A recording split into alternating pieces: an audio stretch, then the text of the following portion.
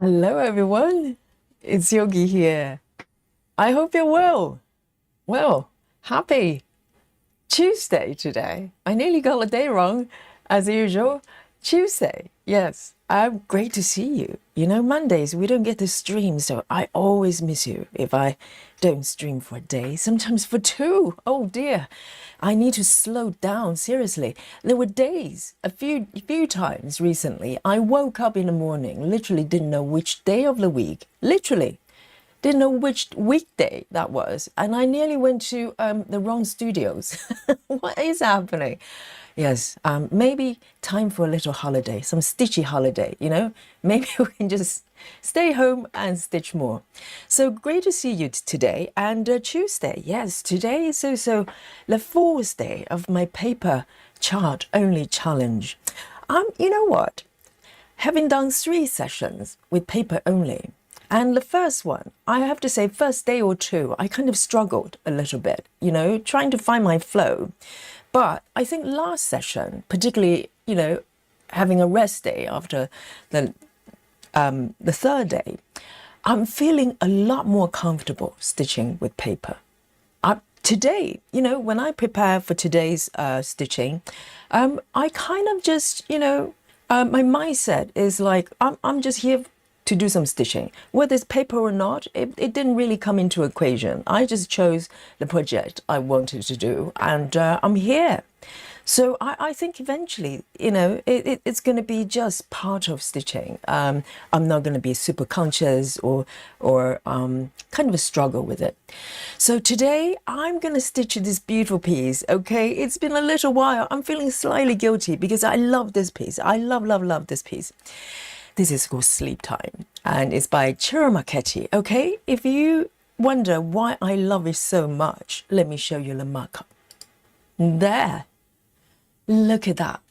Just gorgeous. And I love that red as well. It's kind of the feature of the piece, isn't it? As far as the colors goes. And there's a red bird on the upper left. There's a red tree house with a red roof behind as well, and a lot of red mushrooms. And look at the little kitty, the three sleeping creatures there. The little kitten in the middle, he or she, I don't want to misgender a little cat, okay? And a little cat is hugging a terracotta color pot as the cat is sleeping. And it's so gorgeous. And a lot of beautiful shades of red and blue and yellow and green. It's lovely. It's almost Christmas, isn't it? And yes, so this piece was my New Start piece. I stitched this piece with you for 11 hours during our New Year marathon. It didn't seem like so long ago, but it's nearly 6 months. And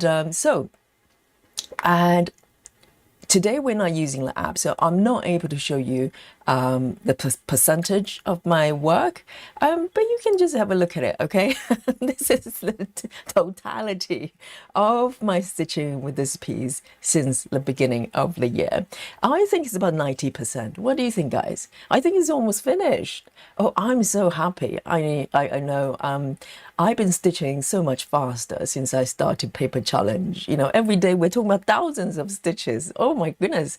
And so today, of course, with paper chart, okay, and I'll introduce you to our paper cam if you have not met our paper cam, okay. It's very powerful, but of course, time today is we're back to 1982, okay, guys, and the stream is powered by candle lights. My powerful 10 really bright tea lights, and my feet are paddling under the desk. You can't see it, but I'm working really hard to keep the computer going, okay. And so today we're stitching the 1982 fashion, paper only, and with a needle and thread, good old-fashioned way. And we'll just chat. Okay, so I want to say hello to all of you guys. Thank you for joining me today. Let's have a look. Who have I got here today? My potential victims. Okay, Rajao. Hello, Rajao. Happy Tuesday to you. And we also have Linda as well. Second to report to the chat. Sorry, I couldn't highlight the first one. And Linda saying hello. Linda is a paper girl as well, so she's overjoyed for this challenge for Yogi. And Clara as well. Happy Tuesday to you as well. We also have Sola. Hello, hello. And Joyce, oh, here, nice and early. Great to see you, Joyce. And Lizzie is also here as well. Welcome back. And Heather House is also here.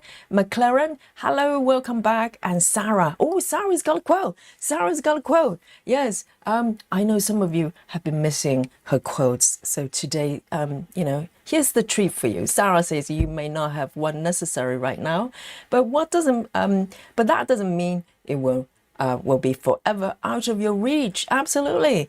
And if you have not have, and it's really interesting wording, Sarah. Sarah is not talking about what you want, as in, you know, your dream house, your dream car. Sarah is talking about what is necessary, what you think you need right now in order to move forward. And it doesn't mean it won't happen. Maybe it's just not the right time, and be open. I totally believe if you just keep your arms open. You know, in yoga, sometimes you turn the palms upwards. In child's pose or whatever pose that is, it's a position to say to the universe that you are open to receive. It doesn't matter what you're trying to receive. You probably don't even know what's going to land in the palms of your hands. But if you position yourself to be open to receive whatever is there for you, for your life at that moment in time, things will happen for you. Trust me. Trust me. Trust me. I believe that. Beautiful quote, Sarah. And Suzanne is here as well. Hello, Suzanne. And Amanda as well. Hello, hello.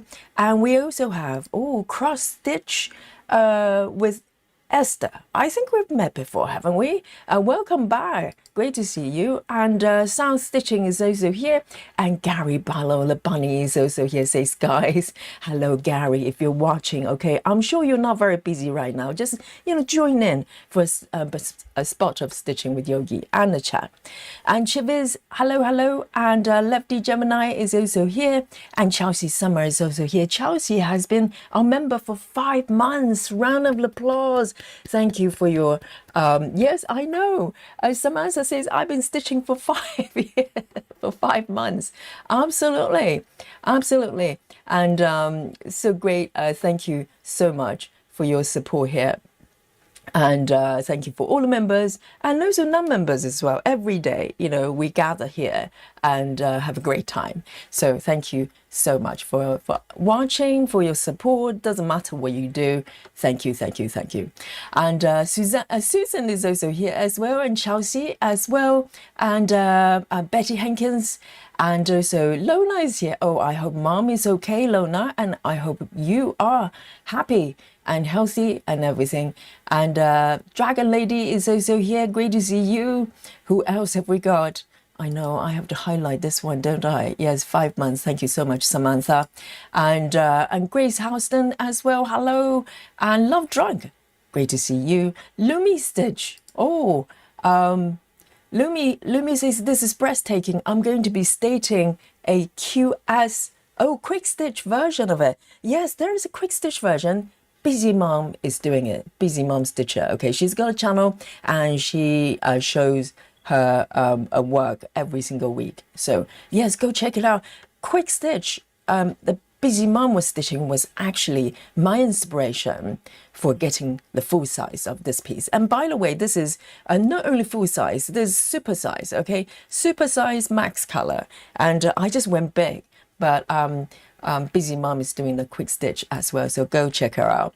And who else have we? Mia and Kat as well. I love that name. Great to see you. Yes, it's Yogi and Kat, and currently 1 cat, but you know, for a little bit I have 4.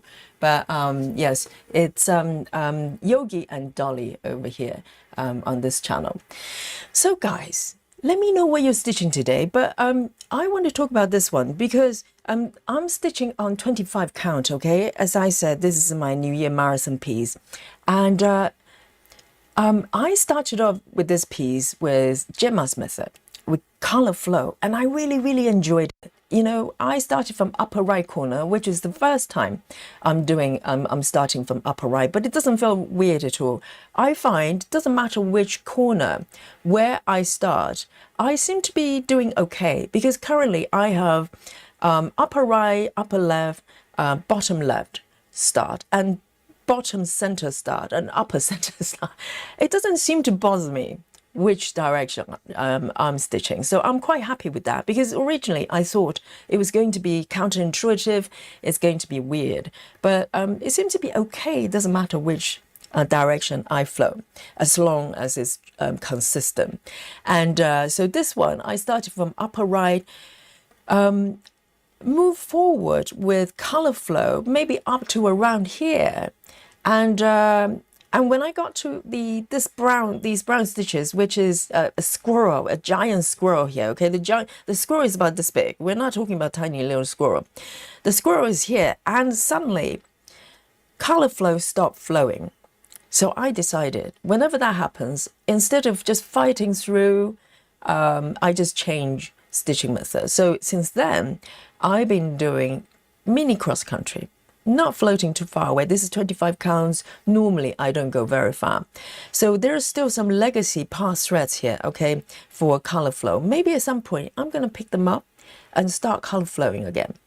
I definitely would like to do that at some point. I kind of miss it. I have not done it for a little bit. So today, my plan, okay, here comes the paper cam. If you have not seen a paper cam, okay, brace yourself. It's very powerful. It's candlelight power as well. Okay, watch this. Boom. Yes, look at this. This is our paper cam, okay? And paper cam will only be here for 10 days. So cherish the moment. After that, we might not see the paper cam again, all right? So enjoy it while you can. Me too as well. So today's printed pattern here. So I printed a portrait today because this is the focus area that I'm going to focus on. I'm not cheating. I know there are a lot of symbols. They're very similar to each other. I have not selected this area especially for paper chart. Okay, I'm not cheating. Okay, stop chat. And but there are also some quite a few color changes around here. This is the squirrel area. These are the brown stitches, and so I'm gonna fill in this corner because you know I kind of travel a little bit. I cheated slightly and started entering the squirrel zone and ignore the connected area. So I've been going back slowly, try to fill in, okay, and so this area will be my focal point today, and from time to time I'll come down here and stitch a little bit of a squirrel, okay? And so you know it might not look like a lot, but quite a lot of stitches. There are about 4 or 5 blocks worth of stitching here, but of course today I'm aiming for 5,000 stitches, okay? So there you go, and I will have to go full on today's session. So 5,000 stitches, and so here we go. Right, guys, and what are you stitching today? Let me zoom in here. Okay, so on the upper right, you can see my paper chart here as well. It looks like pattern keeper, doesn't it? If I keep it still here, you probably don't know it's a paper chart. It's a paper chart. Okay, my hand is here. Oh, and yes, of course, I want to talk about the marking method today. Last session, it did really well. I think it worked really, really well. So today, unless it breaks, okay, I don't think the method is going to break for this pattern, for this session, because we're not parking today. So it's probably even easier. But I'm going to carry on with the sort of changing color with each color marker, if that makes sense. So each time I change the color thread, I change the color of the marker as well. And it has worked really well for the last session because it creates very clear distinction in terms of where I am, so this is what I'm going to continue to do today. So I'm using a highlighter, a multicolor highlighters here. Okay, so this is what I'm going to be doing today. And what are you doing today? Anybody is stitching paper with me? Of course, if you're already a paper stitcher, you will be stitching paper as well. But anybody is doing the challenge with me? Anybody? Any brave soldiers? So the area that you saw on my chart is around here, around this area, okay? And they're already all gridded already, so I'm ready to go. So I think I am going to start off with from this corner and start to fill in, because my goal is to create a connection between the background that I've been stitching and connect with the squirrel, because I kind of just skip forward and start stitching the squirrel. So I'm going to start to fill in the sort of in-between area.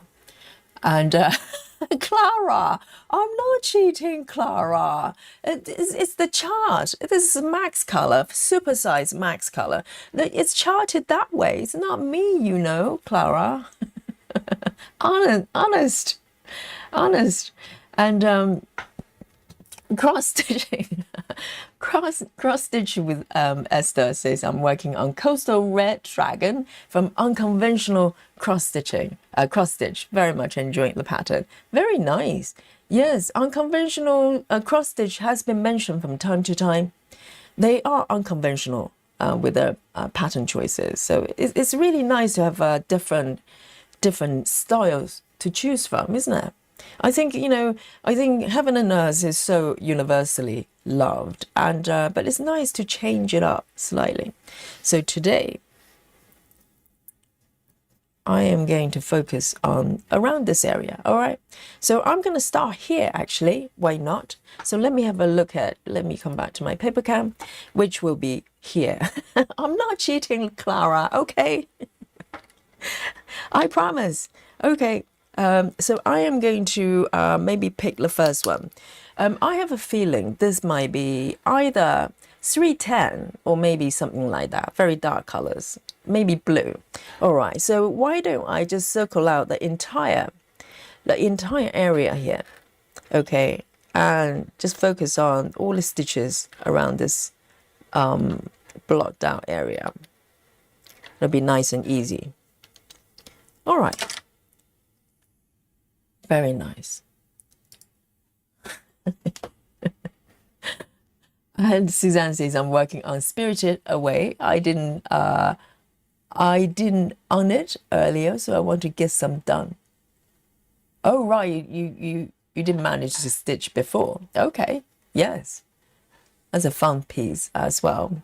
All right, where am I? Here, and I need to check the thread chart. So this is, a step that's, quite different from if you're working on an app. If I was working on an app, I just tap on my screen, I know exactly what color it is. But so this is a screenshot, okay? This is not an app. I just grab a screenshot of the threads numbers, and I am going to find the symbol. So this is like a game, I need to find it. But I did only print out the stitches, the colors appear within this area. So it is cheating a little bit, but I just didn't want to print out the whole 240 colors, okay? And so here we go. So it's a black square. I think, okay, here we go. So it's not 310, but it's 939, which is navy blue, if I'm correct. So 939 is my first color. And I'm going to just zoom in a little bit more for you. 939. It is a dark navy blue.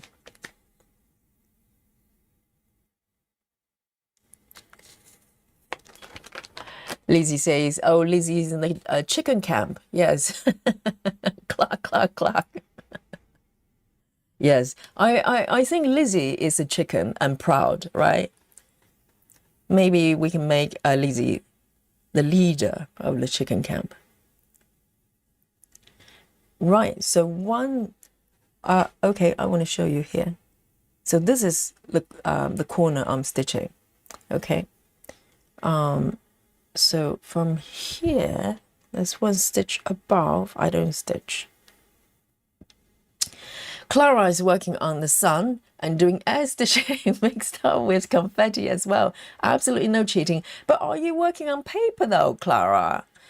You know, Clara is accusing Yogi for cheating, but she's not even working on paper, are you? No cheating for Yogi, okay? This is just the way it's charted, you know?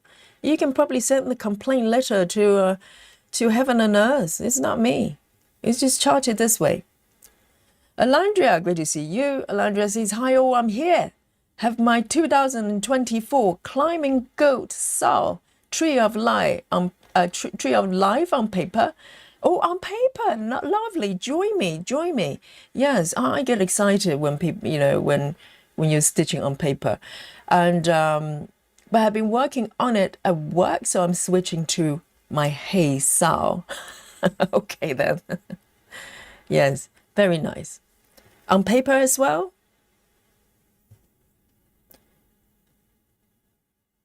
So the stitching method today is really just mini cross country, nothing fancy, a good old fashioned, just filling in the stitches as I go.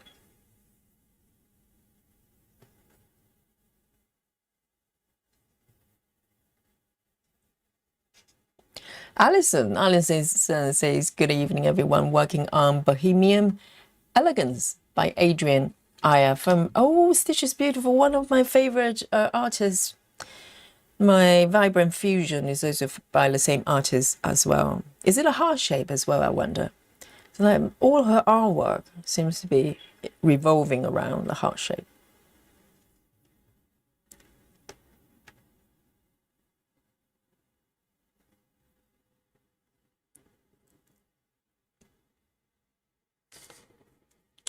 Oh, congratulations, Alandria. Alandria says, my 6 portos arrived yesterday and I want to start so badly. Right, because Alandria, so 6 portos, if you don't know, it's a epic pattern from Pain-Free Craft, which is a Scottish or Scotland-based company, and they've got this chart. A lot of people are stitching, and Alandria went one step further. She got the whole kit, so you can either buy the pattern only, or you can ask the company to kit it up for you. And Alandria went for it, and it's finally arrived. Wonderful. Congratulations. I don't know how you can wait though. You know, when you get the pack, you know, the great thing about a kit is you've got everything there. So they got, do they have your fabric as well? There's a fabric and thread. My goodness, if I see that, I have to start right away. I cannot wait. You know, everything is there for you for completion of that piece. That's the beauty. That's the attraction for the kit. You know, I love the fact that, you know, we can kit up patterns and which make it, you know, a lot cheaper to do and more flexible. But at the same time, there's something so exciting about receiving like an entire pack of everything you need ever for that piece. Love it. Congratulations.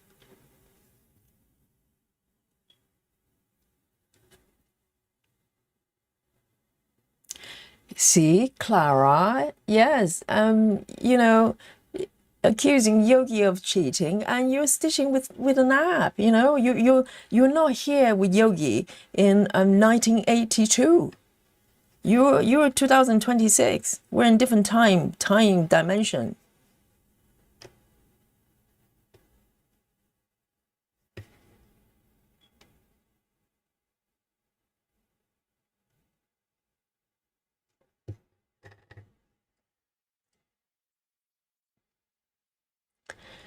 Lizzie says, Yogi, I'm practicing 32 counts. Really? Lizzie says, well, it is so small. Yes, it's 32 counts. It's smaller. Okay, Lizzie. Yes, I'm sure you realize that. And Lizzie says, but I'm determined to do the super duper supersized max color library of cats on one piece of fabric, and 32 count is the largest. Lizzie, are you doing that double supersize on 32? Have you tried it? Do you know you like it? And also for 32, you probably have to do 10, right? Are you doing 10 stitches? My goodness, that's quite a commitment. I need to know what stitches you're doing. If you're doing 10, I love to know whether you like it or not. I'm not even aware Lizzie actually does 10 stitches. Do you ever do 10 stitches? Why do I get an impression that you wouldn't do it? And I'm Unicorn, checking from the work club. Oh, working crew. Yes. We salute to you, any one of you watching from work, joining the work club. And yes, welcome. Great to see you.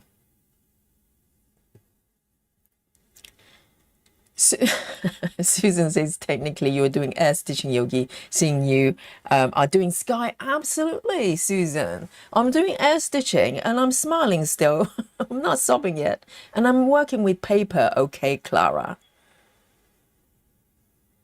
Jojo, hello, says, hi everyone, back from vacation. Welcome back, Jojo. Binge watched the paper challenge all day yesterday, working on the dimensions project. Rest of all seasons. Yes, tomorrow is our dimensions SAO as well. And yes, I cannot wait, because last week I didn't get to do it. I think last week I had to work last Wednesday, but tomorrow I'm ready. And welcome back. I hope you had a great time.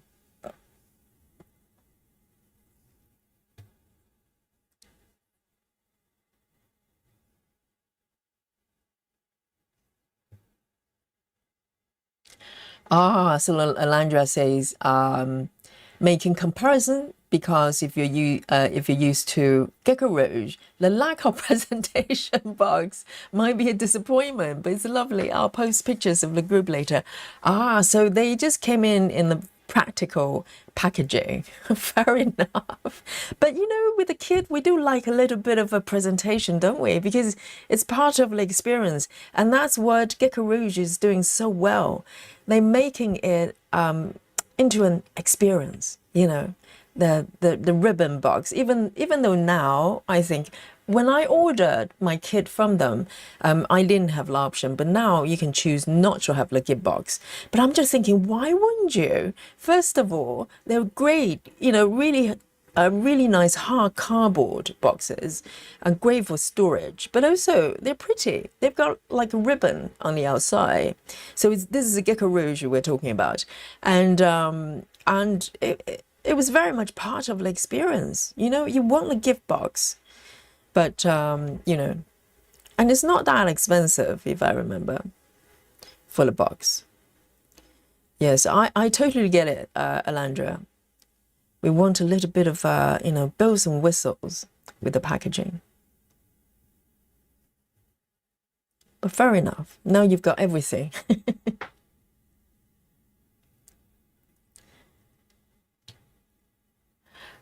Gray says, Yogi, have you seen Cross-Stitch Meadows tutorial on working with paper chart? It's toward the end of his second floss video. No, I haven't got a chance to watch anybody's anything recently for maybe a couple months now. I know it's terrible. I just haven't got enough time at all.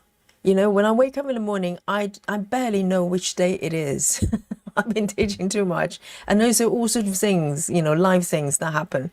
So, but I will definitely, at some point, I would love to watch Gemma's videos properly as well. I have not even finished her tutorial, so I will definitely, you know, do my homework at some point. And thank you for mentioning that. Lizzie says, I love pain-free craft. I prefer the style of kitting up as they serge the edges of the fabric, and Gecko Rouge does not, which I find a little disappointing. Yes, that's true. Yes, if I've only got one kit from Gecko Rouge, but if I remember correctly, you're quite right. I probably had to do the edges myself. I cannot remember. It's been a little bit.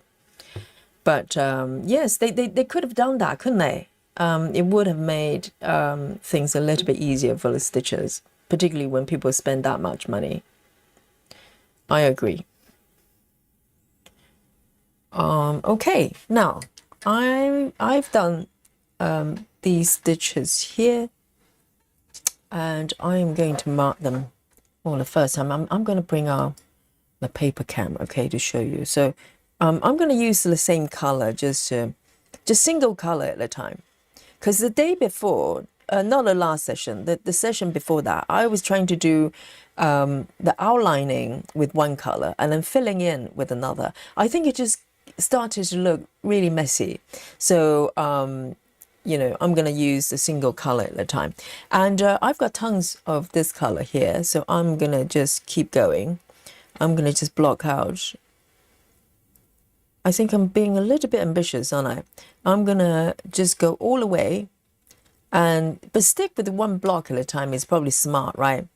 I'm going to just do these ones first. I know there are more underneath, but I'm not cheating, okay, Clara?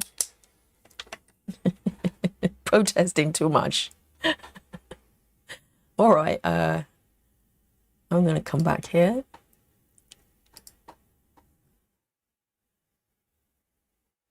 So I ended, okay, never mind. I will start here actually. So this is one stitch above. Oh, this is nice and relaxing. Just a whole block of this beautiful blue. Alondra says I opted for extra needles, 32 counts. 32 counts! Let me think. Right, 6 quartos, 32 counts. Are you going to do tent? And Alondra is going to... Oh, are you going to work on paper patterns? So Alondra says, I printed the pattern off at work, 306 pages. It's okay, it's a work printer. It's a work printer, who cares? Yes, I hope it's a laser. It's a laser printer. So you know, the printout, they don't smudge. And yes. Right. Printed and PDF. So Alondra, you went for PDF version, right? So you printed it out yourself. It's okay. Yes, if you have work printer, go for it. Companies do not sue Yogi, okay? Everybody does that. If I was still working in an office, I probably wouldn't bother to have a printer. I just print everything from work. They have like super duper laser printers.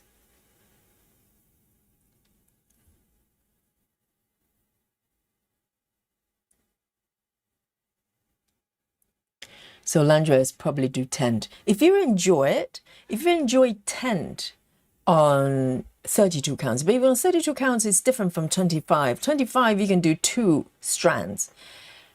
I find single strand on 32 tent feels a little bit different.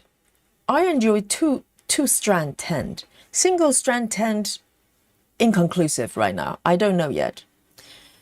Miller Cantwell says, at home, day off, stitching with paper chat. Oh, well done, Miller. Unlike Clara, okay? Clara is cheating with an ab. And Miller is working on Golden Reflection by Lee Bogo. Is it Bogo? Bogo? And Alyssa, hello.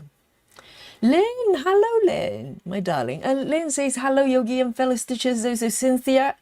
And you are doing my favorite, Mr. Squirrel. Yes, I know. You can't beat squirrels, can you?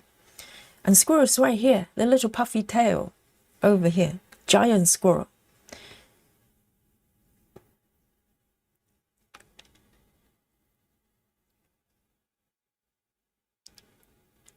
Oh, Alondra is on a roll. She's ordered 2 more. on layaway. So yes, so it's like you give them money first. They can keep your money until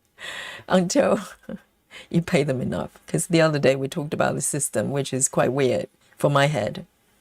So you just give them money to keep, and then when you pay them enough, they give you the product. You don't get it first. And Susan says, Gemma seems to be really motoring along with the deers. I know, she's non-stoppable. And she's so happy just stitching one project, pretty much. She's got a couple of sort of, side dishes. But I think she mostly just focuses on one single piece. I don't know how she does it. Definitely not normal, okay?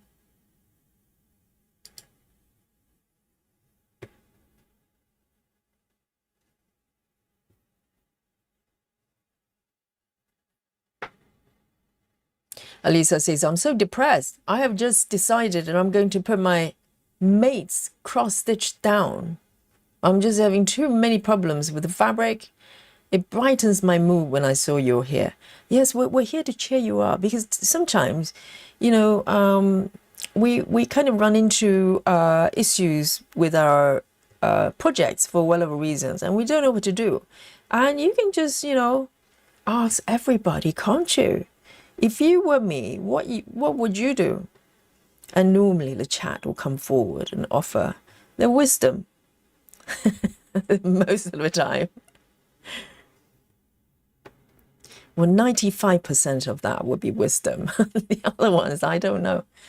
Let me just mark as I go. First row done. Oh, this is nice and relaxing. And I get to do one of my favorite projects.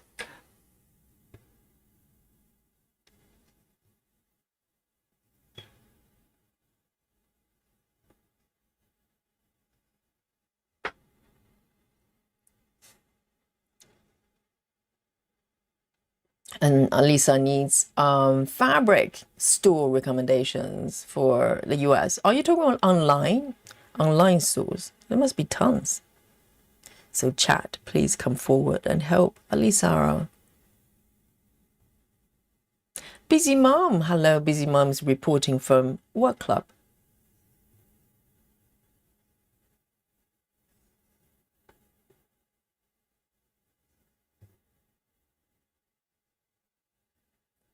Maria Tempest. Hello. 3 hands, Maria. What's happening? Where does that extra hand come from?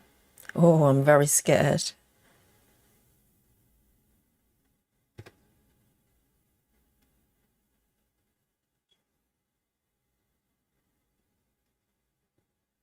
Alandra says, I really like dense coverage, so I don't know if I would do 1 or 2 strands. My last 32 count was on linen. There was labor of love, and that's for sure. And was it full coverage? Full coverage is very different. And, I talked about this before with my Christmas house too. I stitched 32 counts, 2 strands to start with. I did some test, okay, but with single color. So in a way, it didn't really reflect the realistic stitching. And so I went in initially wanting to do 2 strands, 10 stitches, because I like the coverage. And lo and behold, within, an hour, I knew I was in trouble. So I had to restart. Well, not restart. I had to redo a few stitches and stitch the piece currently with single strand. But I am not sure about single strand tent. I'm not feeling it.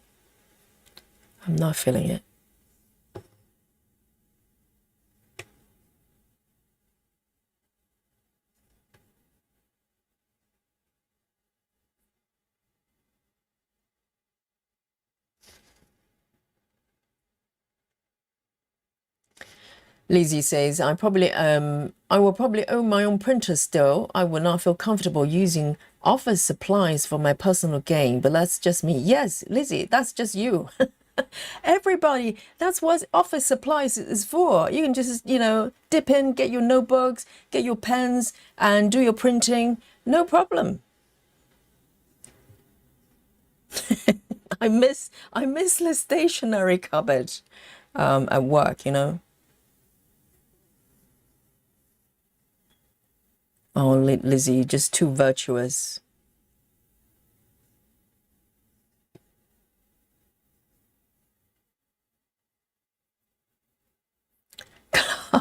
Stop it, Clara. Clara says no, no, Lynn, she's cheating, so she won't working on squirrel because the area has no block stitching. I'm gonna be working on squirrel very soon, Clara. You watch me. You know, this bit is waiting for me. This bit is also part of my area, okay? This is at some point I'll go over there. Clara, I'm not cheating, Clara. Yet. If I ended this session with no squirrel stitching, you can accuse me of that, okay? Save it for later. And I didn't chart it, you know. Heaven and Earth charted this, and just a lot of a lot of this color. It's not me. It's not me, Clara.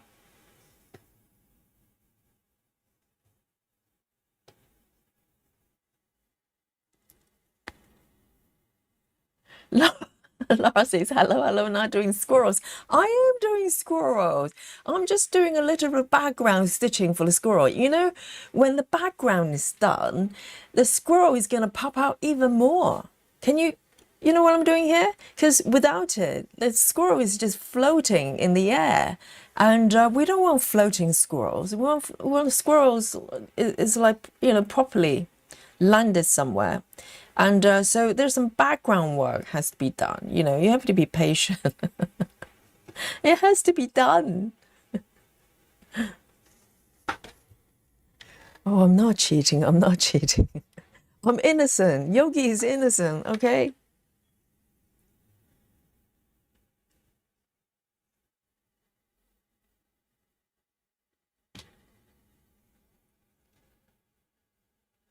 Clara says, busy mom has a live schedule for this evening. I know.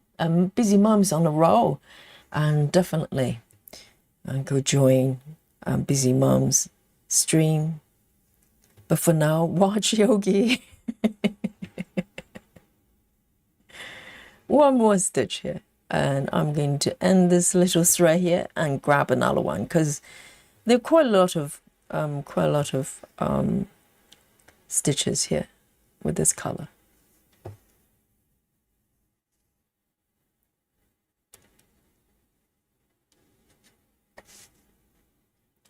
Hello, Suki. And Esther says, I use my university printer to print out many things unrelated to school. I know, everybody does that. It's quite okay.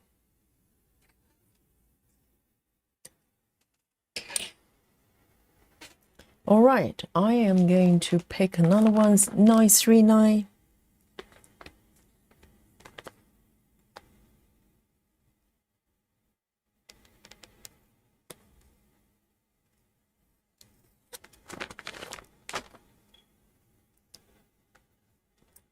But I think the irony is, when I was working for corporate companies, I actually cannot recall ever use printer because by then, since maybe since iPad came out, I went paperless pretty much with everything, with books, with notebooks, everything. And with the work practices, being, you know, doing design, very often, if you go, depends on the companies you work for, some of them are really relying on printers, printing out design, you know, circle things out, put notes on a piece of paper, pass it on to the, you know, to the designers or whatever. And I just find that process so inefficient, not because I was being virtuous and don't want to use their printers. I just didn't see the need because you can do that very easily with PDFs or with any other forms with a document. You know, you don't have to print out everything because once you print it out, everything's static on the paper. If you want to make changes, it's very hard to. And also, when you scribble things on a piece of paper, you might understand what you've done. Other people don't. With handwriting and everything, it's just very messy. So, well, I literally cannot remember the last time I ever printed anything from work because I just didn't have to. Everything is, everything was digital. But if I had 300, whatever pages of cross-stitch pattern that I needed to print out, I would use their printers for sure. I'll probably need to find one in a dark corner somewhere. No one can see me. And pull out a whole bunch of papers, A4 papers. And secretly, print out 300 pages.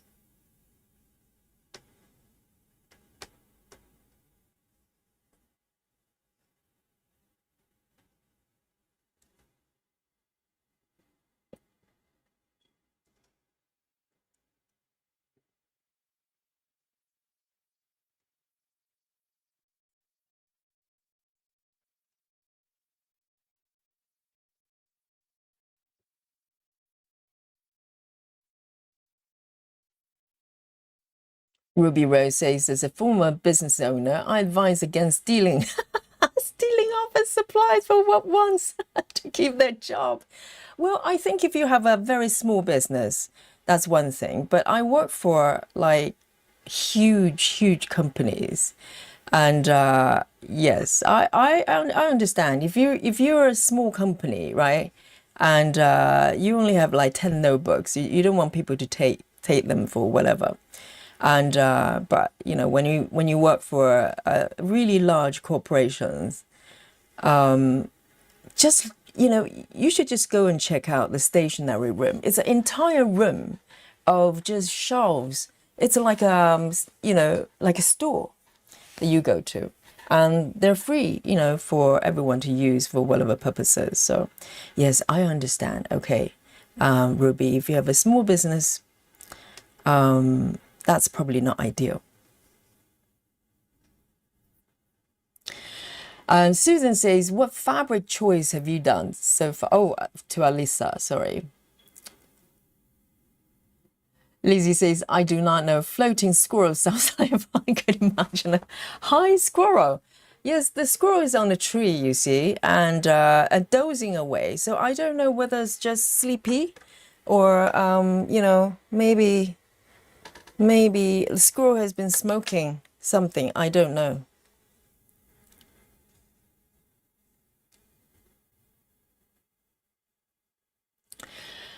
And Alisa says, oh, to Lona.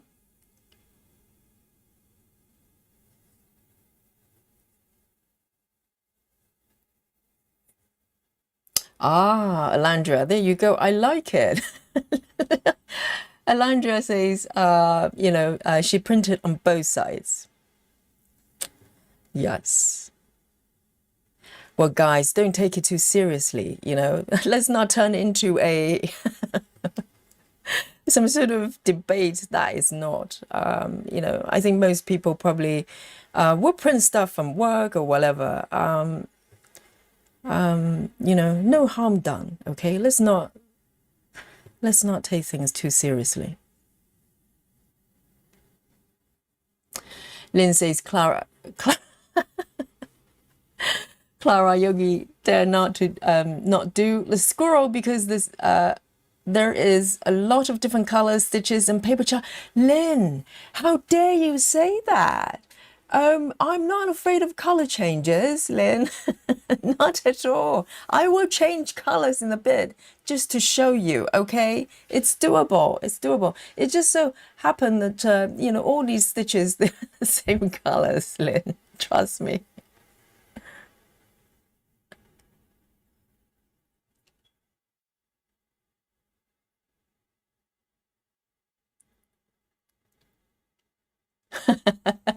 Lantra. Yes, exactly. Just relax, everyone.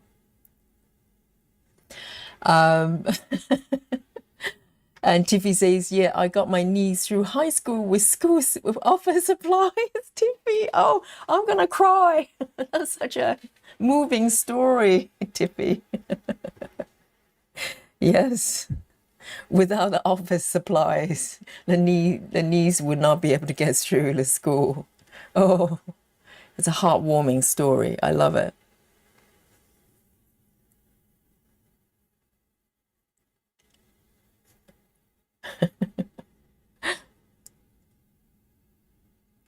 Alondra says, I get a weekly allowance for printing. Oh, for most week, I never use it. My colleagues usually use my allowance. You need allowance.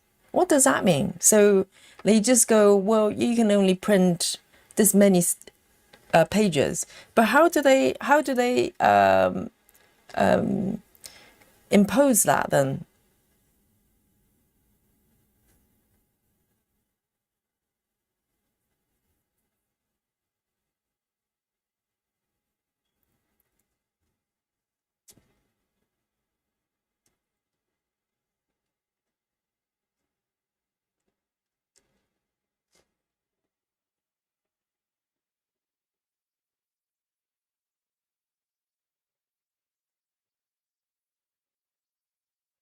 Who is stitching Black Ada? Dear, dear.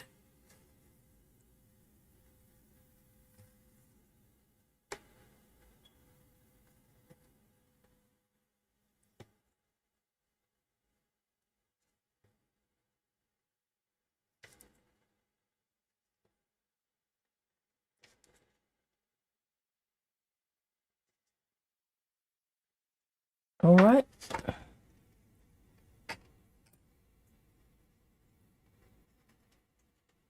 And one row. I'll finish this bit and I'll change color, okay, Chad? You know, I'm capable of changing colors. It's doable. But look at the chart. It's like that. It's not me. It's heaven and earth.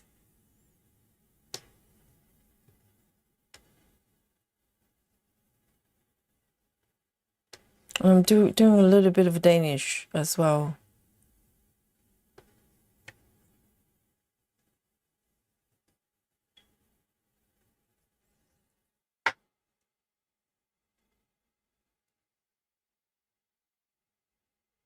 TV says you can set up a printing system that tracks how many sheets your account has printed. Oh, really? My university has a similar program. I've never seen anything like that. But that sounds a little bit petty, isn't it? So, university, I don't know, but at workplace, I've never seen anything like that. I mean, they just trust you. You know, it's part of the office resources, and they just trust you to do whatever. And as I said, I probably had not printed a single page for like, I don't know, maybe 10 years. Because I didn't need to. So for a while, I was convinced that no one had printers at home. So, you know, I was quite surprised that printers were still being sold. And I was quite grateful. I could still buy printers. When I started doing a lot of craft, sometimes you have to print out like, you know, templates and stuff like that. And that's why I got a printer at home. I don't use it. I don't print out anything else because I don't have to.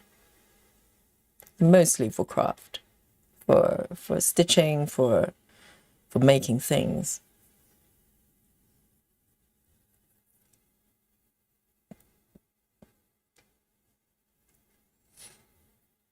As they says, my university also can do that, but I just asked a friend to bring something for me. Wow, so they ration you, huh? Daria says, hi, hello, Yogi and Stitchy friends, working on Tea Goddess. Hello, Daria. TV says there's a cost control thing and have to request additional budget from the department properly. I think they should gradually go paperless, shouldn't they? Because the question would be, why do you need to print anything out when you know, you go to university, maybe notebooks, but notebooks are not printout. Notebooks are just notebooks. But why do you need to print it out? Can it not be sent as a PDF just to students, or, download it somewhere digitally and you've got it on your phone if you don't have a tablet? Why do you need to ever print out anything? That's my question. Okay, 1, 2, 3, 4. 1, 2, 3, 4. And I'm going to continue with this bit because this whole block, I'm going to stitch until I run out of, literally, other than this stitch, everything else within this block is the same color. So it's quite easy.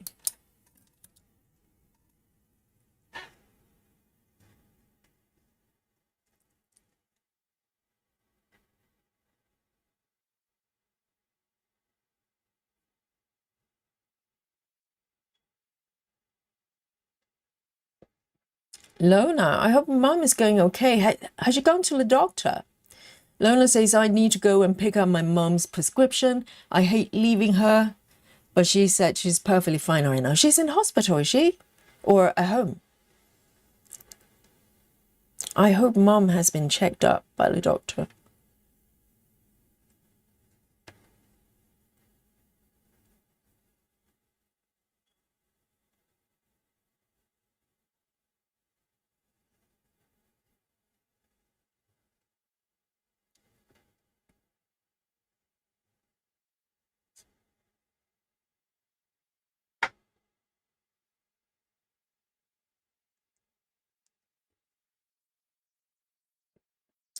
And Esther says, my textbooks are digital and have screen reading problem when I read textbooks. And I like a break from my screen. Yes, I think, there are really not that many sort of situations that you need to print out anything really nowadays. And even scanning and print as well, because people nowadays just take a photo of whatever you're trying to capture, and that's it.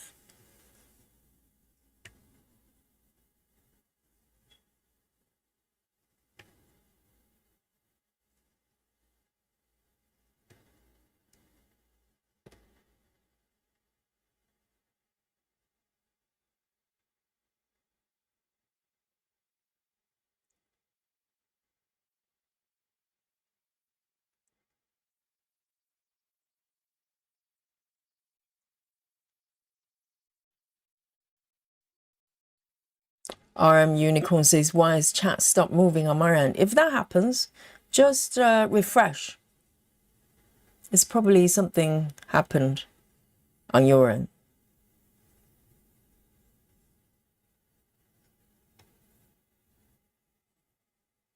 Lona says, Yogi, I still can't talk her into going to ambulance for x-ray in hospital. I spoke to our doctor.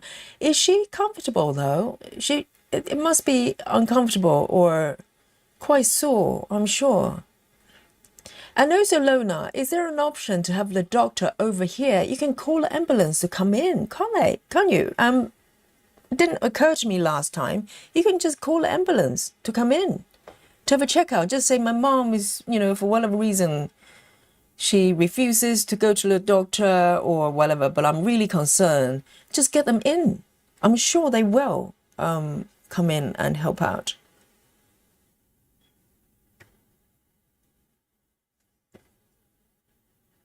I don't know about nowadays. I really don't have a lot of experience with sort of GP kind of doctors. I don't know whether they would do home visit, and probably depending on the area Lona is living in. It's probably easier to do if you're in the city. But otherwise, I'm sure there are doctors that will go into people's houses and, and check out the patients that way, because not every patient is mobile. And also sometimes it's not so much, it's just making things easier, isn't it? I wonder if the option is there.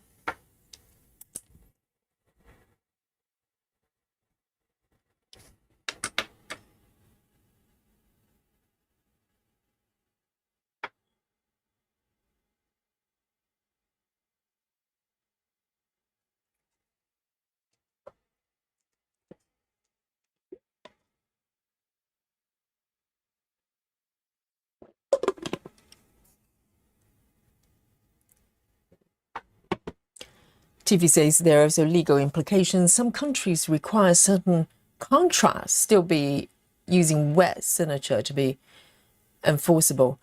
That is happening less and less. I think maybe up to pre-COVID time, yes, I think there were quite a lot of documents that they require you to sign it and send it over by post, I ask you.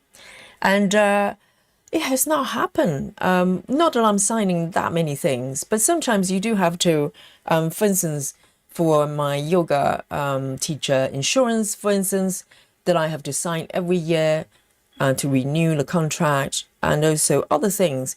Nowadays, it's all it's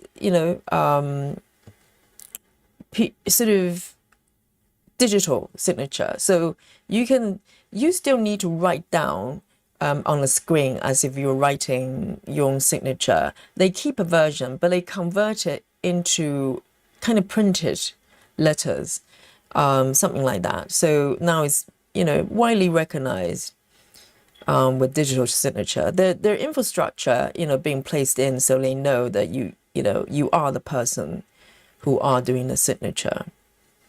Because that's ultimately what it is. I think recognizing the handwriting is only one element of it, because people can fake, someone else's writing. So it's not foolproof. It's more about sort of verifying the person doing the signature, whether it's digital or is it manual, is the person that's supposed to be doing it. So there are verifications happening before you even, get to the signature. Because during COVID, I mean, no one can, well, I suppose you can post things, but it's just, I think the world is definitely a different place after COVID, because before COVID, people are still clinging on to a lot of, physical spaces, like going to banks, going to cash point, and lo and behold, COVID came, everything, all the currencies have to, be digital transaction rather than cash transaction. That's why so many banks kind of disappeared afterwards, because they just become obsolete. I can't imagine anything that I'll need to go to a physical bank for. Or maybe putting money in. Maybe, right? Because there's only one thing that digital banking cannot do via app and everything is if for any reason you receive cash and you want to deposit into your account, then you have to go to maybe a bank to do that. I'm not sure you can do that with any kind of machine, cash points. You probably have to go, into the bank in person and hand over the cash, if you have cash. I can't remember the last time I saw real money.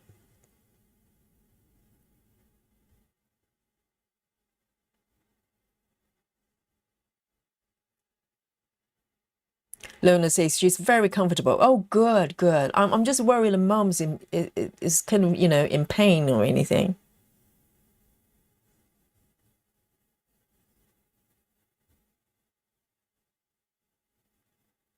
Lona says they can't do x-ray on ambulance. She's refusing to.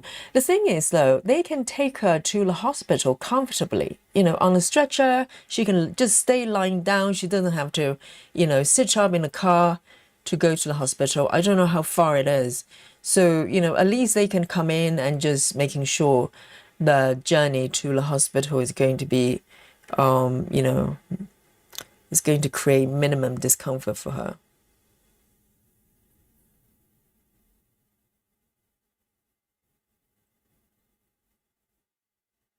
And they don't do house visits. Yes, but I'm sure, getting someone in to take mum to the hospital, it's a peace of mind, isn't it? Because if something's really fractured or broken, you don't want to just leave it there. Oh, Lola.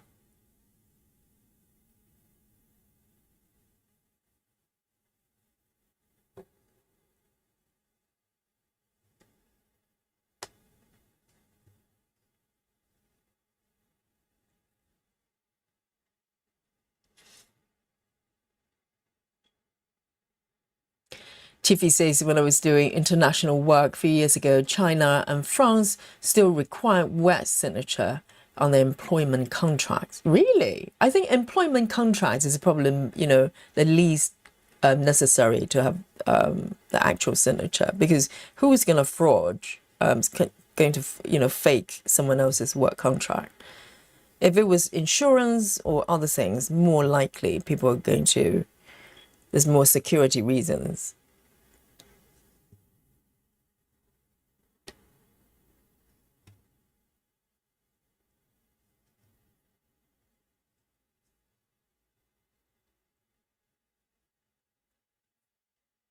Hi, Sidrid. Says, good evening, not stitching in bed, and will sleep soon with your soothing voice on a sleep timer. Oh, Sidrid, yes. I'll try not to talk about controversial stuff like pineapples and stuff. So you can, have a peaceful sleep. And 99. Sweet dreams, Sidrid. Thank you for saying hello.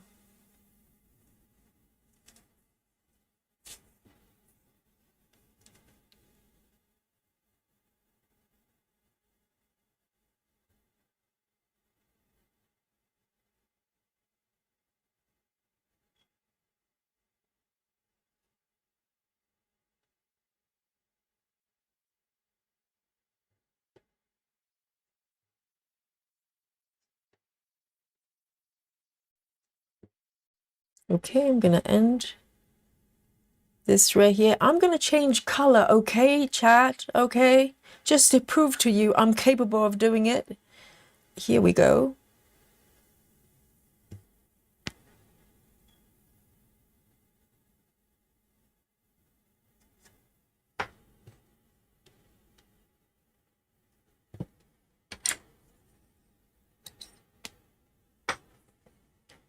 There you go. And let me just mark this one here.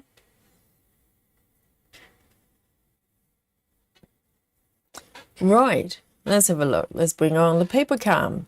Where shall I go next? Shall I just go over here and start the block stitching again? All right then. I will change. I'll stitch a little bit of squirrels for you, okay? Just for you. So a little bit of squirrel stitching. And I spotted a symbol that looks quite promising. I'm gonna do pink. How's that? And today I'm not parking, so I don't need to reserve any color for parking, for part threads. So I'm gonna do this one. How's that? This is firmly in the squirrel zone, okay? You cannot accuse, I'm start marking it. No, that's not what I'm trying to do. I'm trying to pre-select the stitches. There's 3 stitches here, and there's 1 here. Where else? There's another one here. And 2 over here. Do I want to do these 2? Yeah, why not? I'm planning out my journey, okay? So there are about 3 stitches I have to cross over. I can just about doing it. This year, one of my goals would be being a little bit more relaxed about the thread at the back, because previously I probably would just stitch these 2 and then end it and start here again. But today I'm gonna go a little bit more easygoing. I'm gonna start here and carry my thread over there, okay? And I need to figure out what color it is. So it's a box with a cross. A box with a cross. Oh, right here. I didn't have to look. 3045. 3045. So it's just over here. 3045.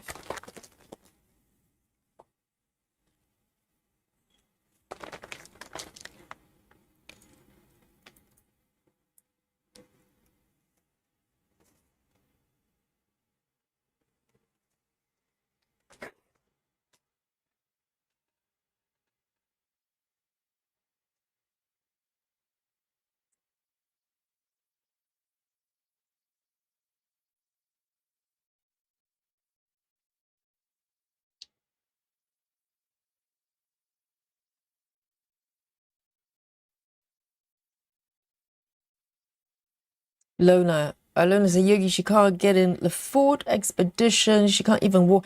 That's why I thought if mom is willing, okay, mom has to say yes. But if mom is willing for the ambulance people to come in and to carry her comfortably on a stretcher or some sort of, thing they have, and she can just travel to the hospital comfortably. I know, but I know Lona is living somewhere that's probably not very urban, so things may be a little bit different. I'm thinking the London way, okay, so forgive me. But I'm just thinking that it's better to have it checked up.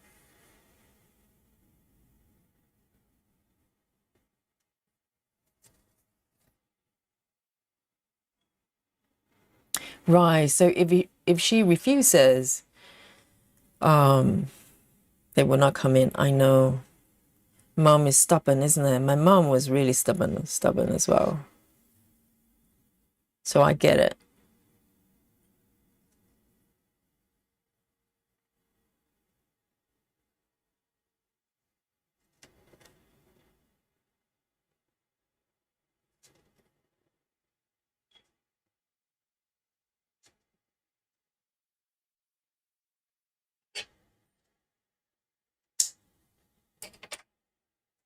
Okay, let me just mark as I go. 2 stitches here.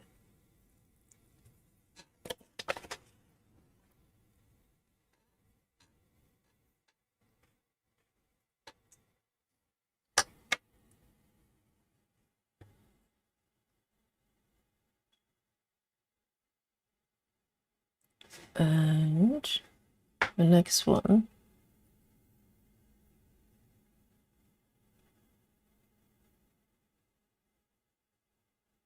See you later, Lona.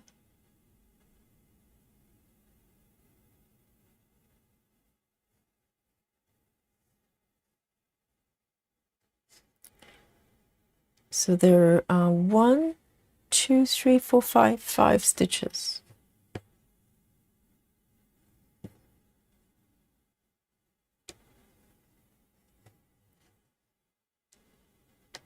Two. See, perfectly okay. I'm capable of swapping colors, no problem at all.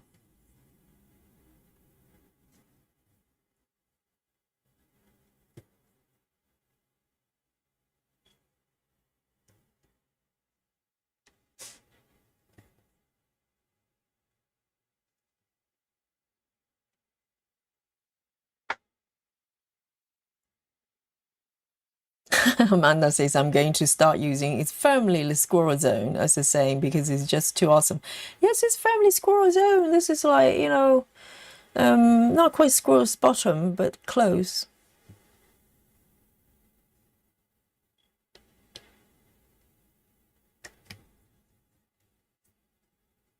And then 1 stitch below. Perfect. No problem. See?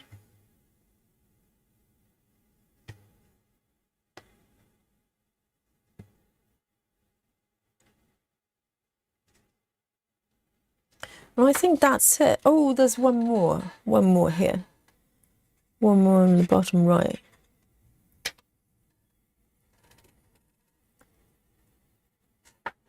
And gradually, I kind of just ignore the fact that I'm working with paper chart. I'm just marking stitches. That's it. I'm not thinking whether it's paper, if it's digital. I'm just stitching.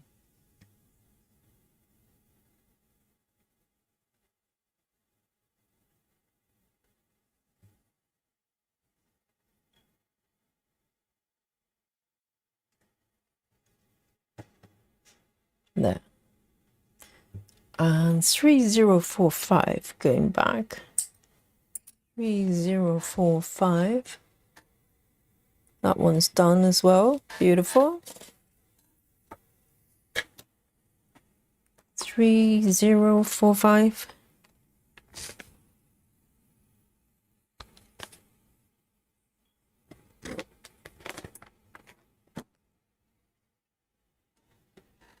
And And I'm going to swap color. Okay, guys, watch me.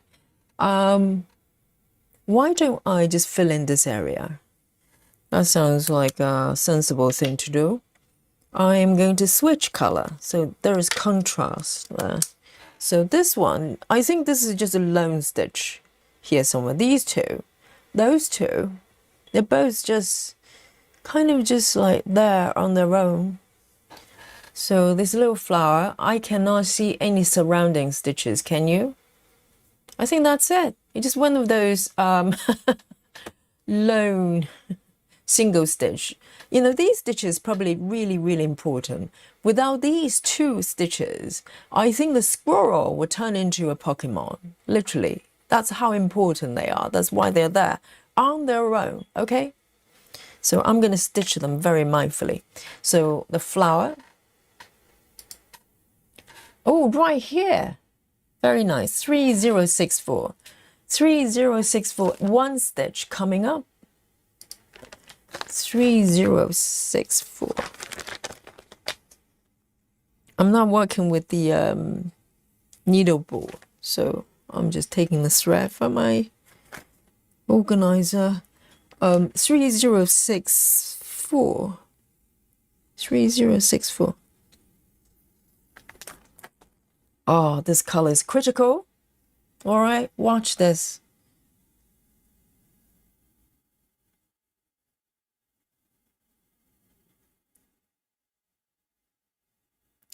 Had to say squirrel. Did someone see Captain Squirrel? You know, we have not seen Captain Squirrel for a little bit. The last time I saw her, the last couple of times I saw her really, I remember she saying that she kind of lost the stitching bug.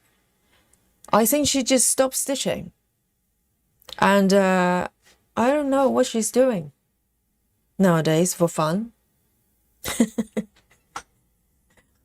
You know, not stitching with us. What else is fun to do? One stitch. Oh dear. I'm going to zoom way in, okay, because this is an important stitch. Without this stitch, the whole piece is going to fall apart. Look, this is why it's here on its own. Oh, there you go. The difference it makes. Instantly, the squirrel just came alive. Oh dear, look, the difference. I can totally see why this stitch has to be here, and I'm going to end it because the work is done. One stitch. Hello, Rose. Great to see you. 3064. 3064. And there's another one coming up. There's also lone stitch next to it. These two stitches supporting the existence of the squirrel.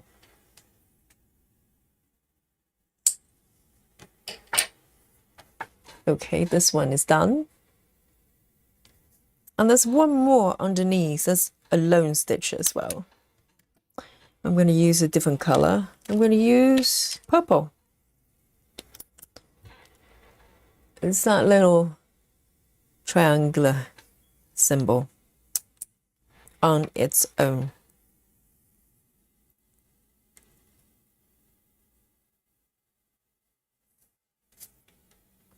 Daria says we still have banks open here when where I am, and many people, especially elderly, like to go in and get money. Oh, to get cash. But do you not have like ATM, like cash point type of thing? And Daria says, I use cash and my mom goes to the bank to get money out. We still have ATM. Yes, I'm sure ATM, cash points, they're probably still around. I have not seen one for a long time. I actually came across a bank yesterday when I walked along the high street. Where was it? Yes, it's somewhere in London anyway. I don't want to name the location, but yes, I saw a is it not Nationwide? It's a bank, isn't it? I'm sure if you go to central London, maybe there's still some, maybe Barclays, maybe Lloyd's, they're still around. But majority of them have been converted to like burger shops and coffee shops, that kind of stuff. Okay, I'm looking for the triangular shape, the triangular symbol. I suppose if you need to deposit money, let's say if you go and rob a bank, okay, you've got a lot of cash. Can you actually get cash if you go and rob a bank? You know, can you actually get cash, or is it everything digital with the banks as well? Oh, my screen is not refreshing. It's quite okay. It's 301 actually. 301.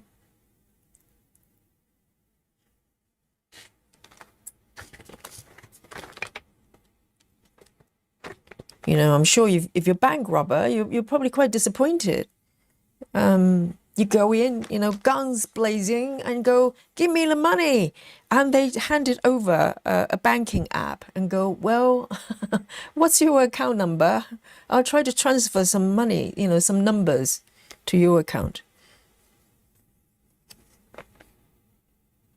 You know, things are just not the way it was. Things have all changed. 301. One stitch, and this is a really critical stitch as well. Just one stitch here. I wonder if you're creating charts, right? I don't know whether there are chart creators in the chat. If you create a chart, do you go in and check how many ninja stitches, like single stitches, they're there within a piece? If there are quite a lot, do you go in and maybe merge those colors with other colors, similar colors? Because, for instance, this color goes here. Is it? Oh, no, it's here. Wait a second. So I've done, oh, this one. Okay. It's so similar to all the other colors in the surrounding area. Yes, it's a little bit more yellow, but do you go in and try to reduce single stitches, like just, you know, standing alone in an area, like just there?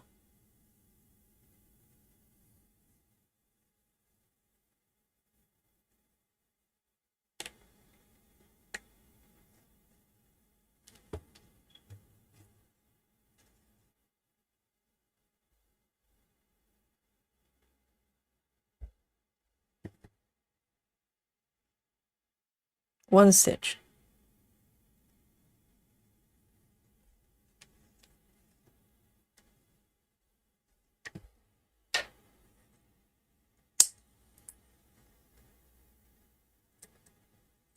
Done.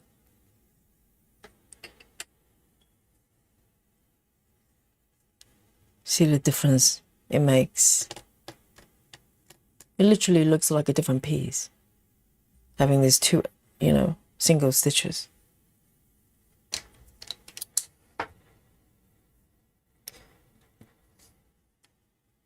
And there's one more stitch here. No, that's the bottom one. And there's another one. Okay. Done. Ninja.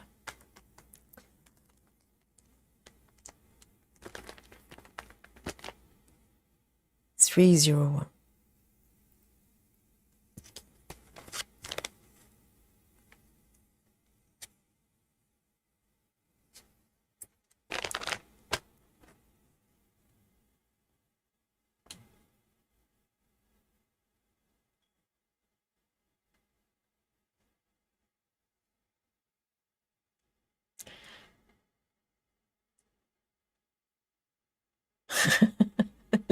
Lin. 3 hands.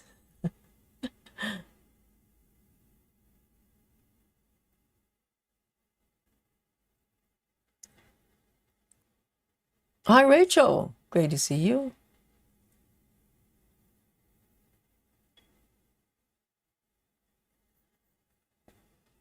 All right, then. Next. Where should I go?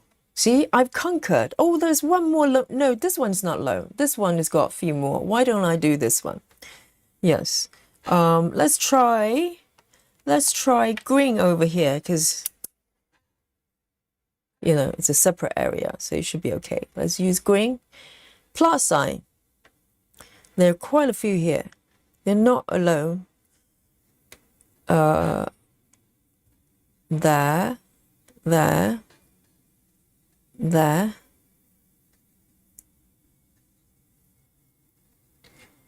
Try to circle it. Oh, there are quite a few at the bottom, actually. I can probably travel all the way down here. And then 2 more over here. And then I will decide where to go. I can probably take it all the way here to this point, if I wanted to. And a few more on top. Very nice. Oh, there are a couple of over on the right as well. I might as well take it over here. Travel all the way here.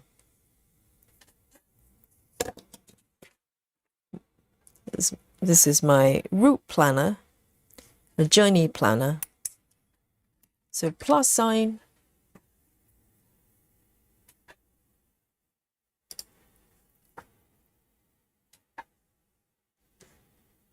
I think my thing is frozen. Let me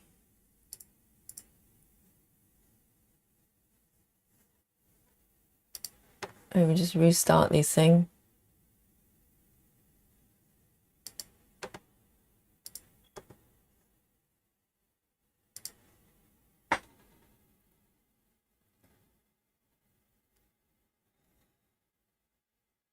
Susan says, Yogi, banks still have cash. Are you sure, Susan? How do you know that?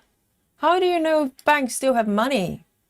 Because, you know, I can't imagine there are that many people go in with cash and go, yes, you know, someone just gave me 50 grand and I just need to put into my, account.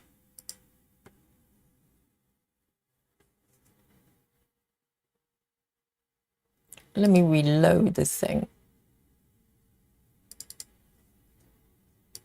It was frozen. Oh, that's better. Okay, then, what am I looking for? I'm looking for a plus sign.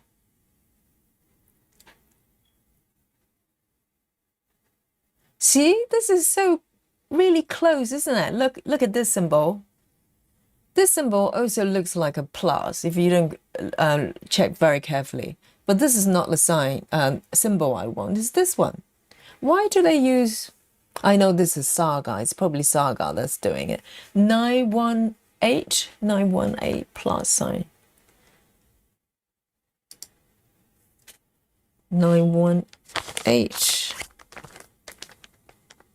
Because, you know, burglars, they probably had a really hard time during COVID because everybody was at home. When do you get to, you know, burgle anybody? So they probably had a really tough few years. 918. And people work from home more post-COVID. So the opportunities, normally, you know, burglars like to go in daytime, not nighttime, because nighttime, they don't have to confront, you know, they can get confronted by people. So daytime is the perfect time for burglary. You know, I got burgled twice, both times, daytime. So if people stay at home, there's nothing they can do. All right, where do I start? Here. 2. And then I'm traveling down. Oh, quite a few stitches. Ujjayi breath. Yes, I have to take the thread underneath for about 3 to 4 stitches.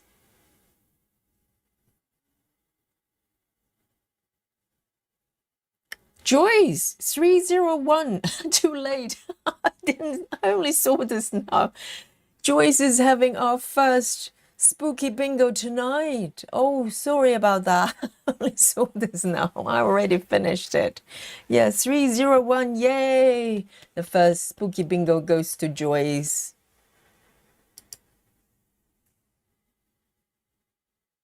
Tiffy says banks have minimum cash stock. They have to keep on site each day. Yes, I bet probably a lot less than before. You know, before it was all cash. I remember, those cash points on the wall, those holes on the wall. I remember seeing special kind of vehicles carrying cash so they can load up those machines physically. You know, they just open up this little chamber behind the machine and put money in. It's incredible, isn't it, if you think about it? That's what they used to do. Like taking physical money and then put them behind the wall so people can take the money out. And the security is so tight, so you always know that's what they're doing, because they just wear like a heavy gunners, maybe bulletproof vests, and they wear helmet or something. I don't know, I can't remember. But you always know they're the cash people. And they're probably out of job as well, you know, because they're not that many cash points out there. I can't remember the last one I saw any. They all got removed. But then again, it's a shame, because if you're a true crime fan, you know, how many true crime cases got solved because someone is trying to fake as someone else and trying to get cash out, you know, after murder the person. They take their credit cards and they go to cash points and they try to get the money out, and then they got caught because their cameras attached to every single cash point. And now that option is not really there, because when was the last time you actually go to a cash point to get money? So that's a shame from a true crime point of view.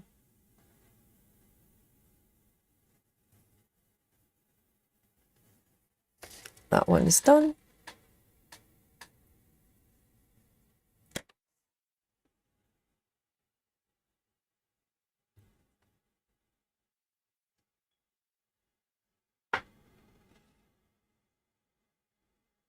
Rachel Morton says, Yogi, not for that purpose. When I charge, if there are colors that don't look right, I change them to make them blend. But generally, I don't reduce single stitches. Oh, you have no mercy, Rachel. I was thinking maybe there's some, you know, really compassionate chart creators. They just go in and go, well, you know, having like, you know, a single stitch out of millions of stitches around, you know, in the surrounding area. It's just too cruel for the stitchers. And I thought, well, maybe there'll be some really kind and compassionate chart creators. They'll go in and go, well, mercy for the stitchers, and try to reduce them and blend them. But clearly, Rachel has no mercy for us. She would just leave them there and laugh at us. Oh, Rachel. And Heather says, I have designed charts in the past. I looked at colors that have less than 100 stitches in a large piece to see if they need to be there or not, or can be switched to a different color. That's what I'm talking about. Look at this, the difference between Heather and heartless Rachel. You know, Rachel just leave those, you know, loose stitches there. And here's Heather actually going in, and anything that's less than 100, that's a lot more than I imagine. You know, I was thinking maybe less than 10. And I'm not talking about in totality, because maybe the same color exists in another area and it's got a whole bunch of it. But like those ones, the little two single stitches that I've done, literally, you know, they probably wouldn't make any difference if they're, there or not. But they're there.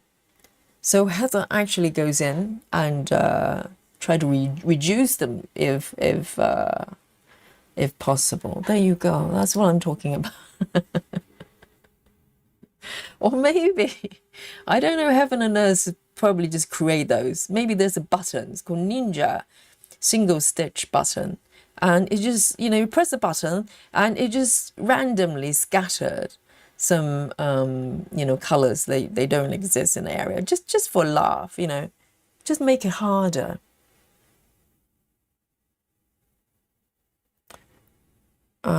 This one, is it that one? Yes, one. This one is done. And there's another one over here. And then below, I think. It's that one, isn't it? Is it? Why does it not look the same?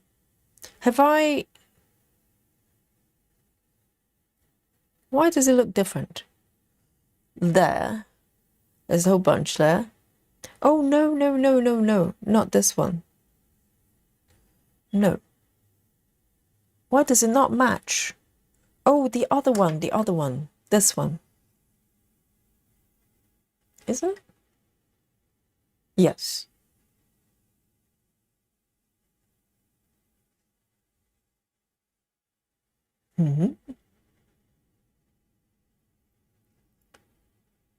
Why does it not match? Where am I? I'm so lost. I am so lost. Okay, I'm here. And there are two stitches here. All right.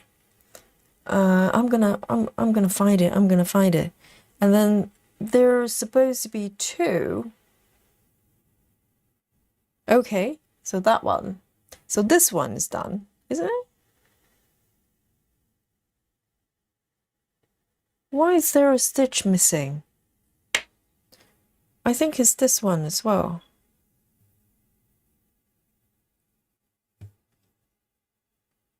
It's just ocean of brown colors. And then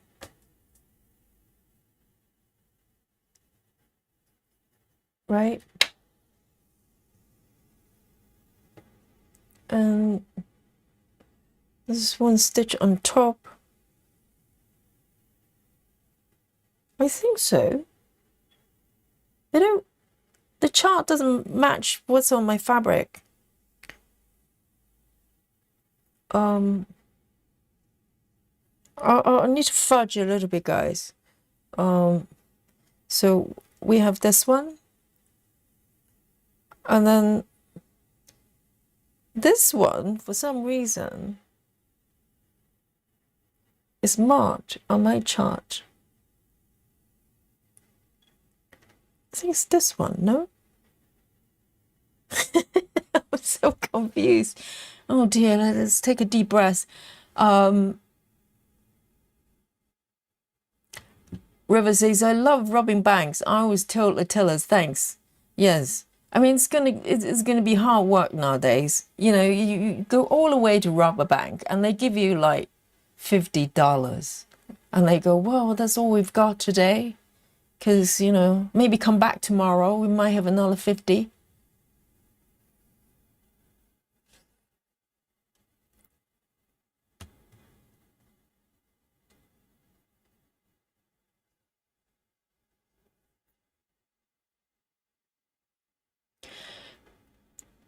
Ruby Rose says, Yogi, have you looked at any Christmas charts? Are you still thinking about doing some Christmas stitching in July? Yes, we are.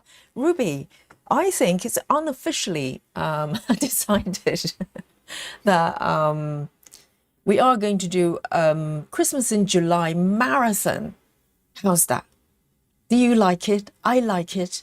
Yes, we're going to do a Christmas to July marathon. We're just finding another excuse to do another marathon. So the last marathon we did, it was in May, wasn't it?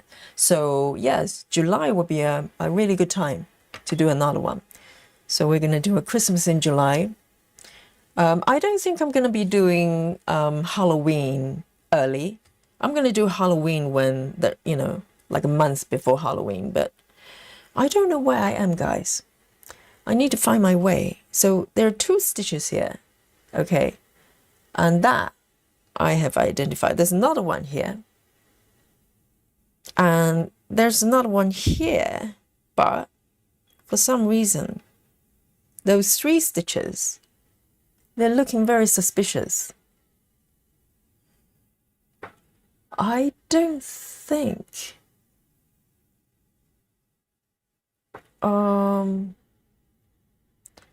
1, 2, 3, 1, 2, 3. Okay, that one. No, I think that one is done. I think we're talking about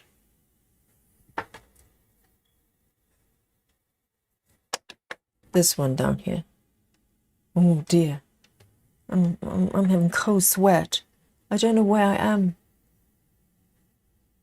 I think this one is correct. Heather says some cultures still use a lot of cash. In the US, East Asian Americans and East Asian immigrants often have large stashes of cash, making them vulnerable to robbery. I would think so. If you if you have a lot of cash, yes, you probably would be a target, wouldn't you?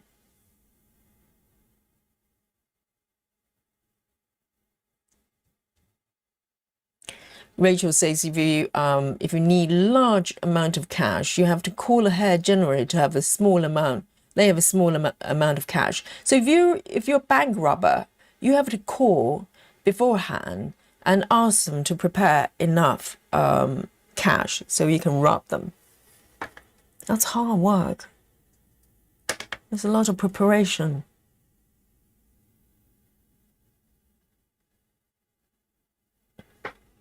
There's one over here.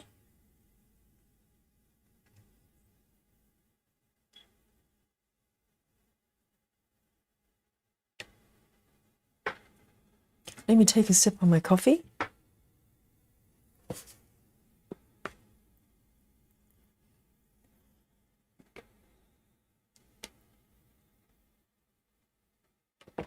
TV says also because of a credit card or other related fees for digital transfers, some small business will offer discount for paying in cash. I remember that. That used to happen. Maybe not so much now. Not in London anyway. Not in the UK. Because I remember when I used to go to sort of farmers market, sometimes they have those fancy markets during the weekends. They just pop up on back streets. And there used to be a cash only, or if you buy whatever they're selling with cash, they give you a little bit of discount. Because I think they used to be charged a lot more digital transaction fee. I think that probably has changed now because everybody's gone digital, particularly, after COVID. Because if you do not have the ability to take digital transactions, people can't buy because people don't have cash anymore. And so, they just have to buy the bullet. And they're probably being charged less, I presume. So they can actually afford to do that. That one is done. One stitch here. There's one more stitch here.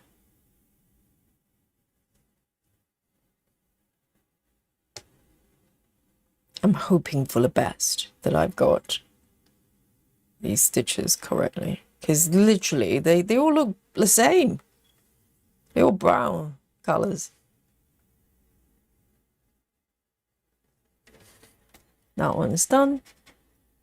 So I'll probably do these 3 and then stop here and come back later for these.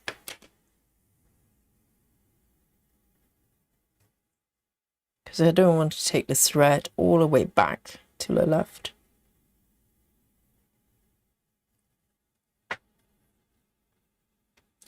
Susan, oh, Susan's such a rebel, isn't she? Susan says, I went to a cash point this morning. Really? Where is it? I don't know. I have not seen cash point for a long time.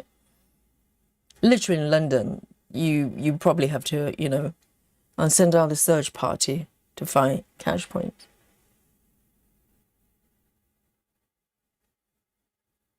Sound Stitching says, I carry some cash for tipping when we go to farmers market. Oh, wow. But you can tip with Apple Pay or whatever it is. Sometimes they have kind of tipping option. And some restaurants as well. They always go, hey, would you like to tip us? Because over here, I think most restaurants nowadays, they probably add a percentage. But technically, you can refuse to pay them because it's not mandatory. They try to make it sound like it's mandatory, but it's not.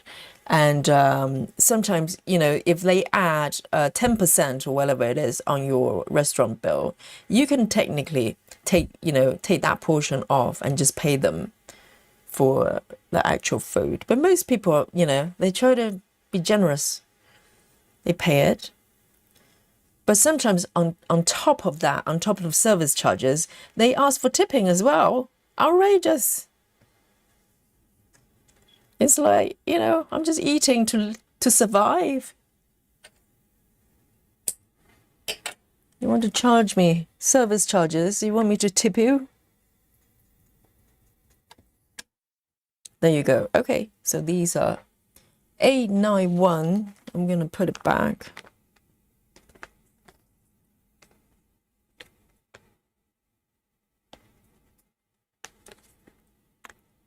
Oh no, 918, 918. I was thinking that looks different. 918. Here we go. Guys, am I allowed to come back to do a little bit of air stitching, please? I've done a fair bit of the browns, okay? My eyes are going a little bit blind by all the brown colors. Can I have your permission to come back to these ones for a little bit of rest? Okay then. Here we go.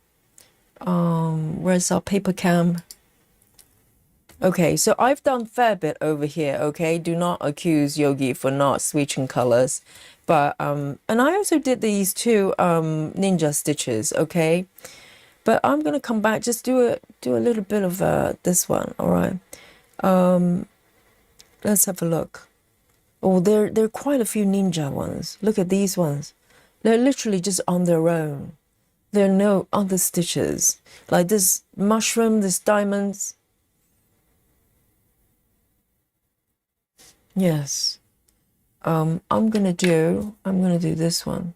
The black square. I think it was dark blue. Dark blue.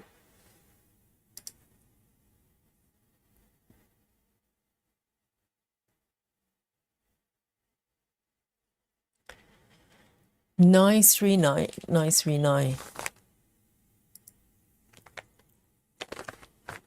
939.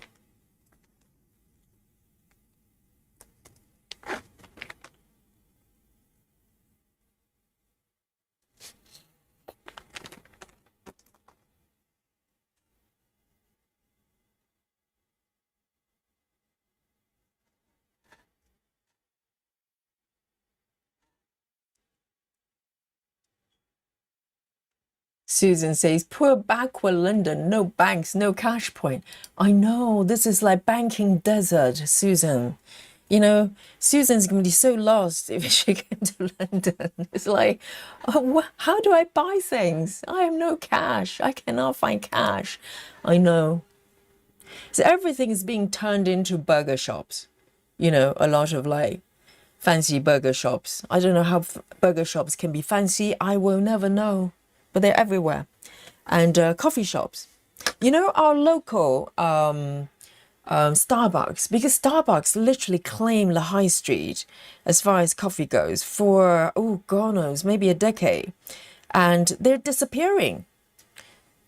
I really think Starbucks, they're disappearing because we had one in on the high street for God knows, for as far as I know, and recently they got replaced by Blanket Street, which is kind of a chain as well. I don't know their background, but it's not independent, but it's more independent than Starbucks. So it's got replaced by another coffee shop. Just take a sip of water. I think they're kind of, closing a lot of branches. They used to be everywhere, everywhere.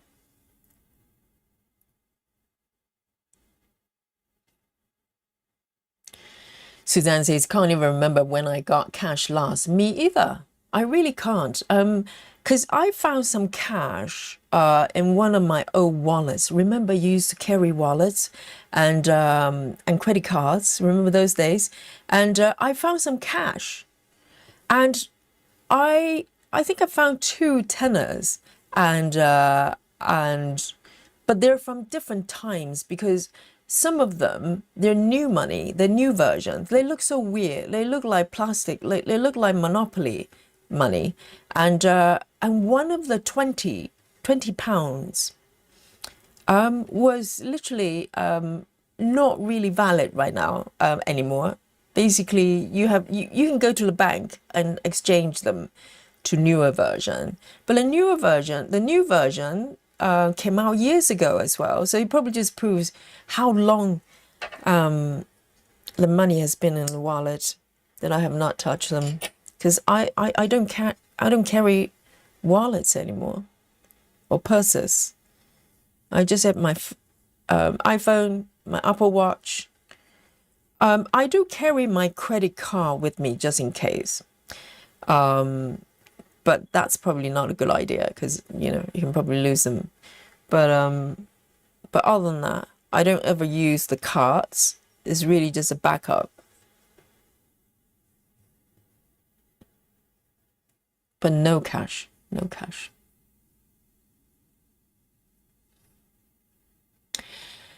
Balana says, Sao piece from Heaven and Earth Battle has only 1 stitch for one of the colors in the whole chart. What? Battle is the one with a ship in the ocean. I think Joyce is stitching that one. Are you still stitching that one, Joyce? Or have you escaped from the battleship? Earth Battle. Is that the piece? Is that the one with the ship? And there's only 1 stitch. Just 1 stitch for the entire chart? That is utterly shocking. It probably means they just do not check it. They just generate the chart and that's it. They just trust the process, and they don't really do any kind of oh, I just used a different color for whatever reason. Okay, yes, but I've done that row.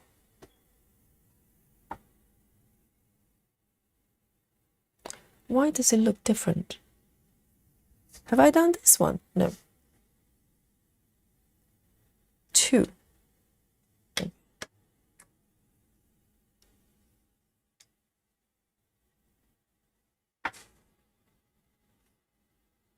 Nutty, hello.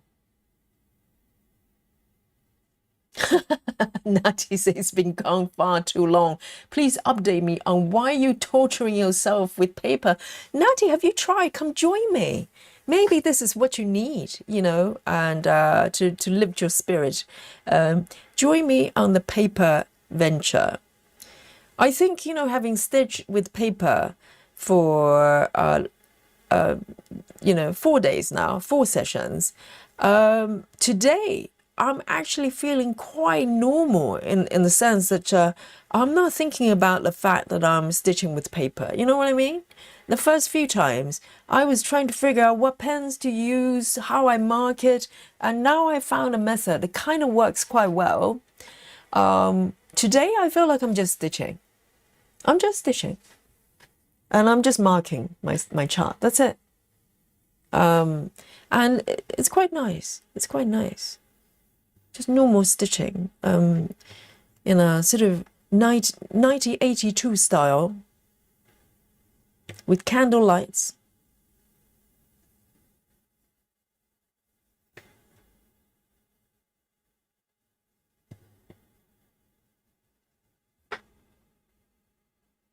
Janine, hello. Janine's going to be lurking most tonight. Oh dear, Janine. Are you stitching recently? I want to hear about your projects. Are you at work today? Is that why?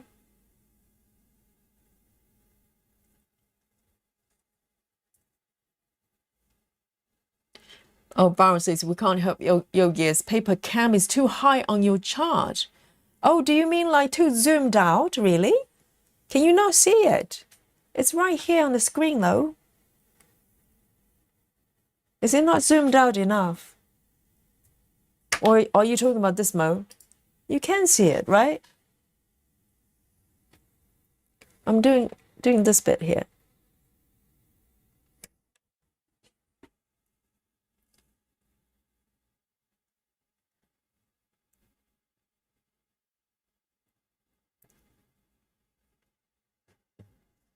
Okay, this row is done. And the next row, pretty much all the way, but there's one stitch that's different. I need to remember, because sometimes you just keep going. Why don't I...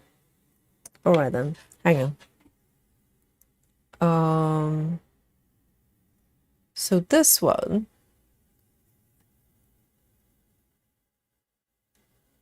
Just once, I need to skip one stitch. One. Why is this stitch marked? These two stitches are not done on my fabric. Why are they marked? And I don't know what they are. That's very strange. Because on my fabric, these two stitches are not there.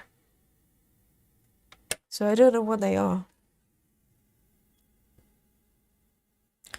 Can I fudge it? Can I just stitch the whole lot? Can I just do that? Oh, let's go for it. Let's go for it. I'm sure nothing bad is going to happen. Because on the printout, they look like really dark stitches. It will be fine, okay? I promise. 1, 2, 3, 4. Okay.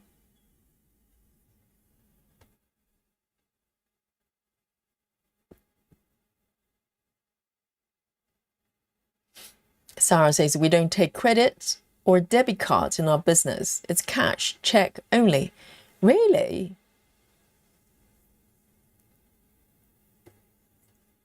Cash or check? Checks? Can you still use checks nowadays? I don't think you can in the UK. Anybody's still using checks. And cash only. So does that mean they can't buy it, they can't pay you in any other way other than physically in front of you and give you the cash?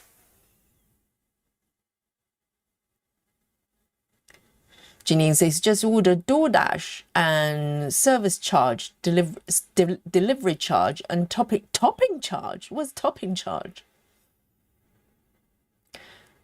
Yes, with delivery, they do have, because a lot of times they would have some sort of membership, don't they, that you can pay them, but they still charge you additional.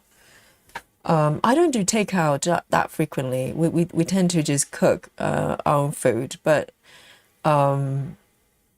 yes, I remember they just add bits and pieces, and on top of that, they ask you to tip the delivery person as well, which is fair.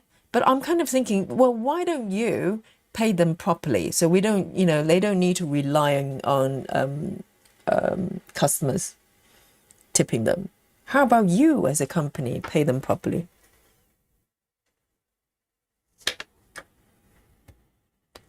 I'm going to do those two here.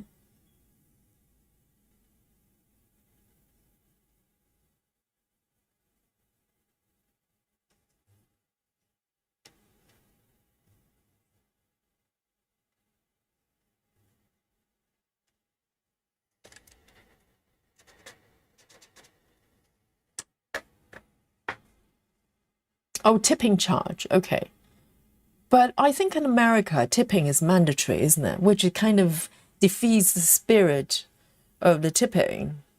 Not for the good services. It's just another way to get your money.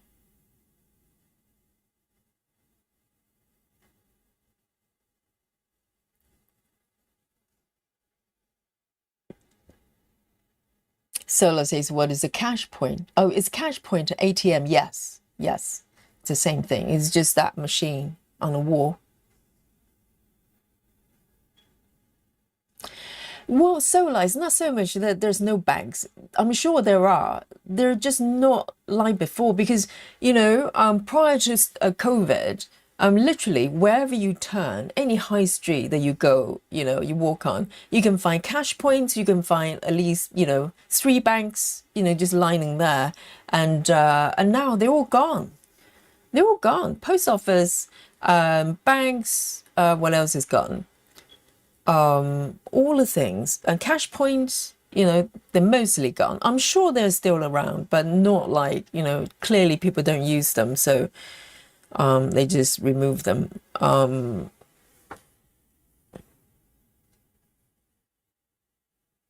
dear, this stitch is something else.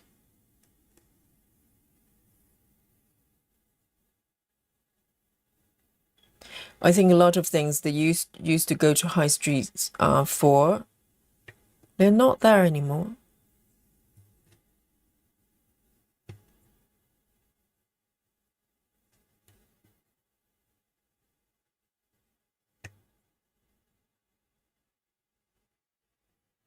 Two.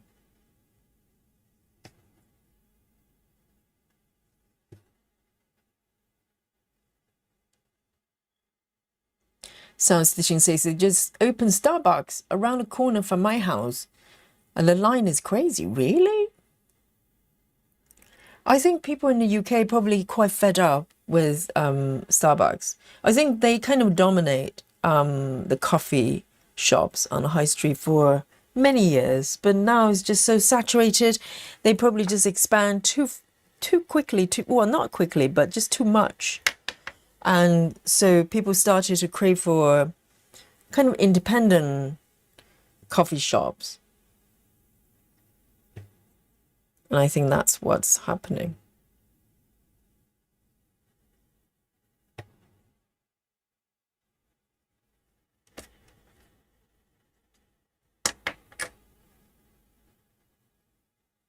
Is it chocolate time, Rajal? All right, all right. Yes, sorry, I only saw that now. And I'm gonna finish this little area before I take a break, so I don't get lost. And then we can have some chocolate.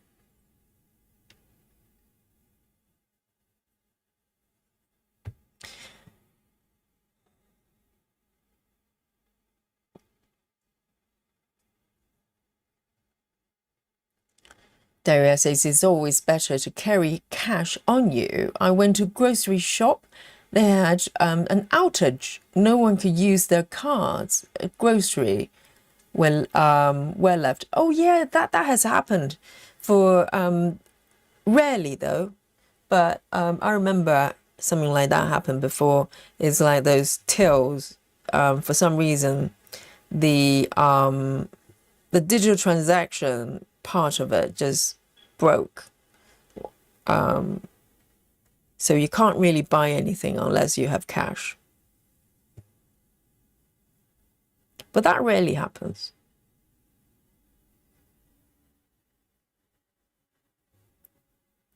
All right. Okay, I'm going to end my stitches here with this color.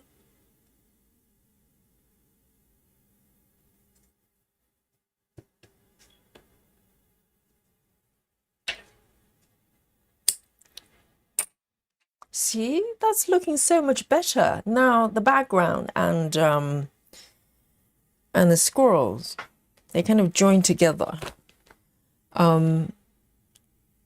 Which one is it? 939. 939.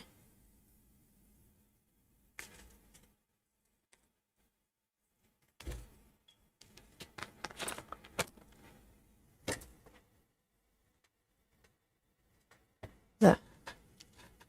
All right, chocolate time. Let's take a break. Let's take a break. Snacky time. Look at this. This is looking nice. There you go. So this is what I mean, because the squirrel was kind of just floating there, and you know, I would like to connect the squirrel with the background as well to cover the crime scene, okay? Because I just venture over here and just kept stitching. Yes. What should I have today? Let's have a look. Let me have the good old-fashioned 1982 style chocolate. There, the good old-fashioned chocolate bar, the entire block, and 74% dark chocolate. Yes, chocolate time, guys. Janine says, with my mom tonight, gonna have dinner with her. Chinese, yay. Took her to her doctor appointment and figured I stay for a while. Oh, right. I hope mom is doing well. It's always worrying if mom has to go to hospital. Gayla, hello. Sola says, I ate my whole chocolate bar last night. It was over 500 calories. The good news was I hadn't had dinner yet. Right, so instead of dinner, Sola is replacing the dinner with chocolate. 500. I don't know how many calories. Well, at least 10 calories that I've just burned. Cheers, everyone.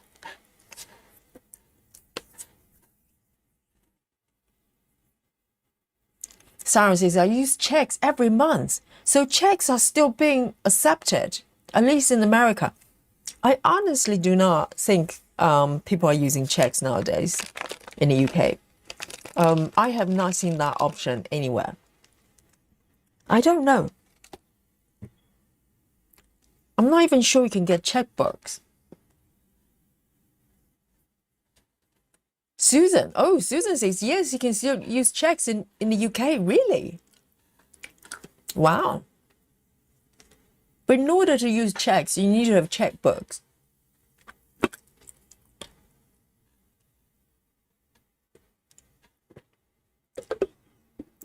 Clara says, I think you need to make a cup that says, can I just fudge?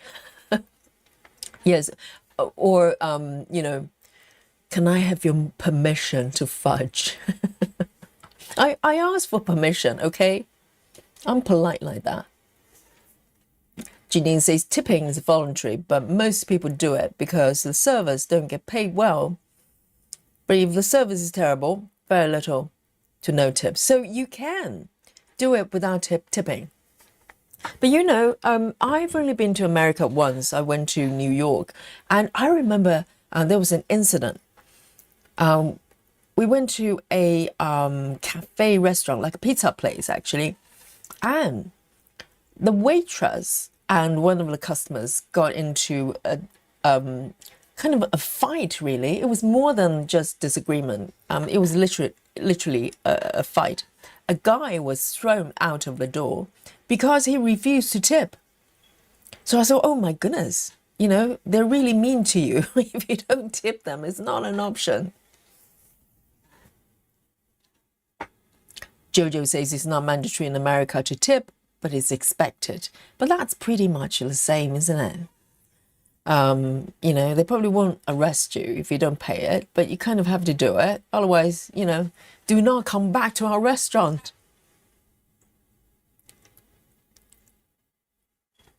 I'll have one more piece.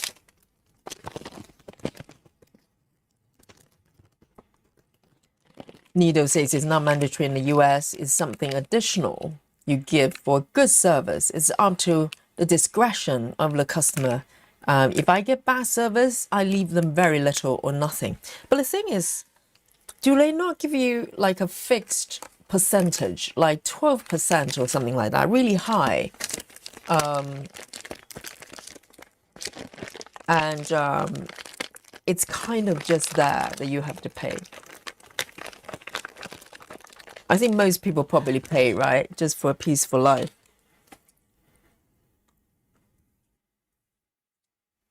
Alison says most post offices are being integrated into corner shops like co-ops and spa. Well, we don't have those in London. Not in the area that I know of.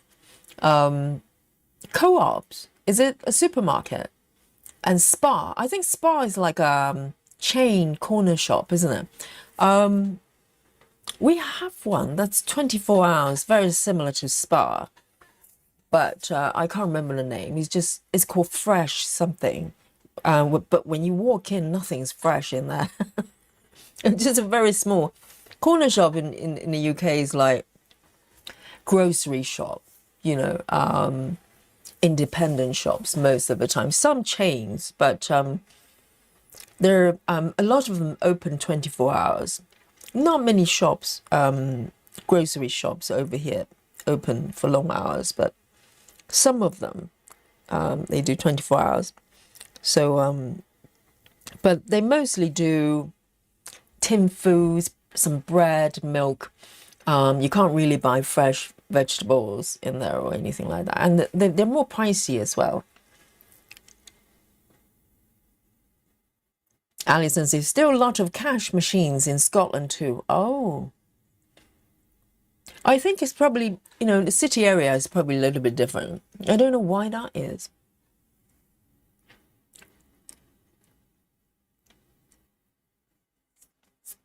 Oh, right. Cross Stitch with Esther says, I get a check from my university. People still send checks. But why don't they just, you know, send the money directly to your account? Wouldn't that be easier? Because checks can get lost. Can they not?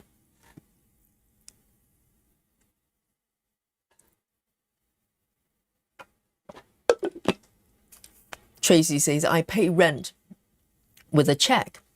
But the thing is, though, with a check is the concept of a check is, you know, you give me a piece of paper with some numbers on top, and I trust, you know, it's based on good faith, isn't it? It's saying that I trust you have this amount of money, and I will receive that money when I cash my check. But it might not happen because checks bounce. So it's not very secure as someone receiving money. Susan is having banana ice lolly. Oh, today's a little bit cooler, isn't it, Susan? Over here, you know, my heating was off for maybe nearly 3 weeks. Today, it went on a little bit because it's kind of automatic. If the temperature drops below a certain degree, the heating starts to kick off again. So today's been raining. Last night has been raining, and the temperature dropped probably from previous few weeks about 10 degrees below, lower. So now we're around maybe 20, I don't know, I have not checked for a little bit, but maybe just about 20, 22 degrees. Still quite warm. Kenobi says some restaurants in the US have a notice that says they have automatic gratuity, tips added, but not everywhere. I'm surprised to hear that, because for the longest time, I just stuck with the idea that you have to tip or they just kick you out of the restaurant. So that's not true. Betty says it's ridiculous in the US. Most expect 20% or more for a tip. 20%. That sounds like quite a lot. You know, restaurant here, if you add 12, some people are not very happy. So even 12% is like a lot. And also you don't have to pay for it if you refuse. But most people probably do, unless it's just terrible food and terrible services.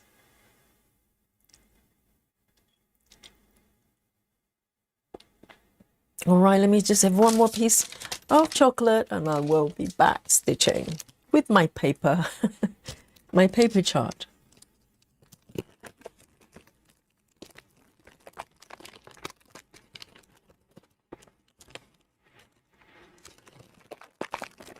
Oh, Alison is being very kind, calling them mini supermarket, corner shop. I think spas tend to be a little bit bigger. I have seen spa that's quite big, but typical corner shops are very small.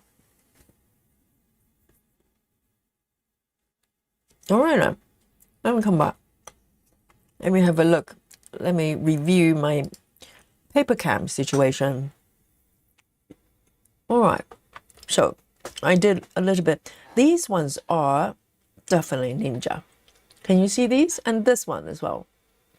I might just dip in and out and do a little bit, but I want to go over here a little bit more, maybe fill in this area, this square a little bit. How about that one then? That one looks inviting. I can, I'm going to use pink. So there are 4 stitches, 5, 2, 3, 4, 5. Not bad, not bad. A lot better than just one. Okay. There are a few more up here. I'm not sure if I want to do it. Well, it's a little bit far away. If I take my stitch from here and carry my thread over there, it's doable. I'll see how it goes. All right then. So it's kind of a door shape. Oh, instantly I found it. 938, 938.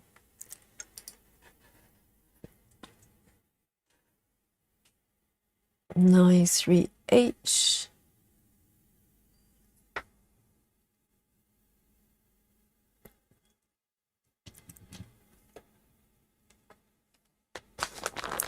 Needle says in touristy areas, they add that to the ticket, since some travelers are not accustomed to tipping in their country. You could always not pay for it, not pay it if service was bad. Might not be a pleasant experience. Oh, well, I think the restaurants in touristy areas, they're not really expecting return customers, do they? That's why some of them are so bad. I remember going to Italy and France as well. The restaurants, you know, the standard of restaurants tend to be quite high in those countries. But if you go to really touristy area, seriously, you know, they don't expect you to come back. They don't care. 938. And that's why when you visit a country, it's totally different, you know, if you have someone that's local to guide you. They take you to completely different type of, you know, areas and restaurants in particular. Because if you're not familiar with the company, with the country or a city, you tend to look at, go on Google, maybe just do a Google map and try to find kind of, you know, places that you go, but sometimes they're probably not the best. But it's hard to tell, isn't it? All right, 1, 2, 3, 4, 5 stitches.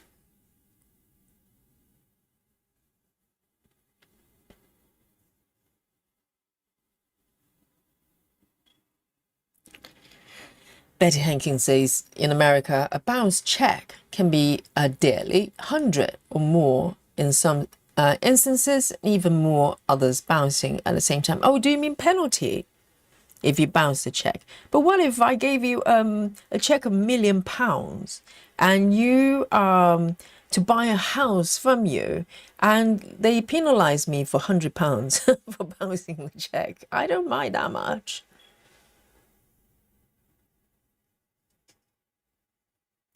I think check is just based on good faith, that I trust that you have this amount of money. It's not always the case.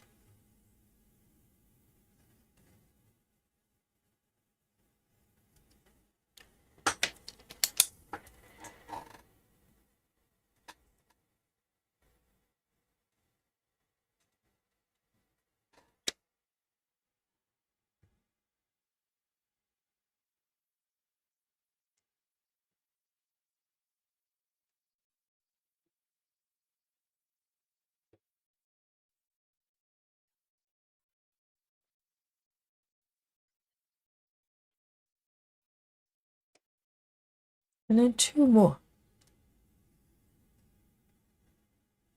See, this is totally doable.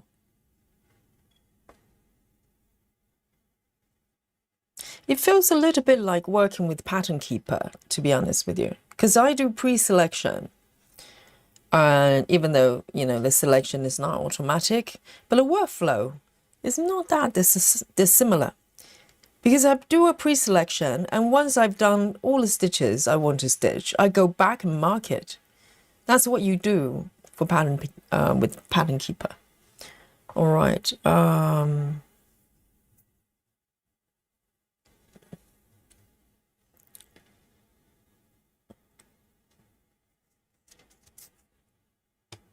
Let me end this one.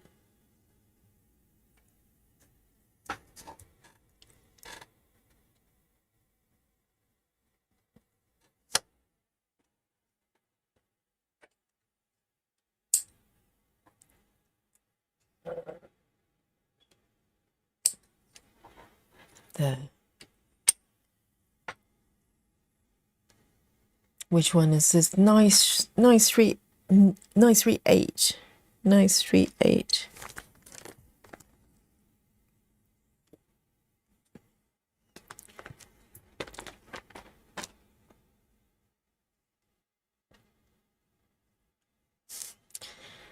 And as I say, my university has to give out a lot of checks for the stash, for the start of the semester. So I think it's just easier for them instead of using direct deposit. Really? But to send out a check, you have to print out a check, or maybe out of checkbooks, right? So for a large amount, they probably just have some sort of printed checks there. And they have to put the checks in envelopes and send them to the correct addresses. How is that easier than direct debit? Right? I don't know, maybe, is it because, conspiracy theory, because when they send you the checks, they actually don't have the money yet. So they're buying time. Do you think that's the case? Because why would you do that? It's just so much more work, so much more admin. Or maybe they're trying to keep the admin people, try to keep their jobs. Because if it's just too easy, just online banking is all automatic. They have nothing to do. They have to tap dance. And some of them cannot dance. That's a problem. Okay, now I'm going for the plus sign. Should I do the plus? Oh no, I'm going to do the kind of dollar sign looking thing. S symbol. I'm going to use below. 1, 2, 3. There are quite a few actually. 4. I'm going to circle all the ones, and then I can kind of work out which way I want to flow in order to stitch all of them. So I've got, have I missed anyone? I think that's it. So I can I can start from this stitch and flow all the way there to that one. Journey planner. Okay, S.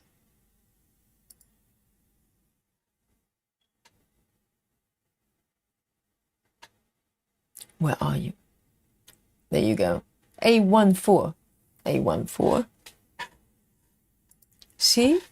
I worked out a workflow that kind of works for me. I'm doing these blue ones.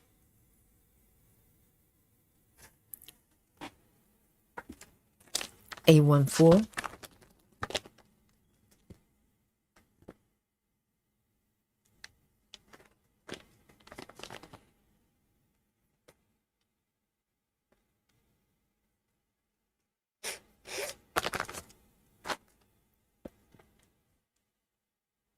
Oh, cross, as they say, so they don't send them. We have to pick them up in the office. What? You have to go and collect your check.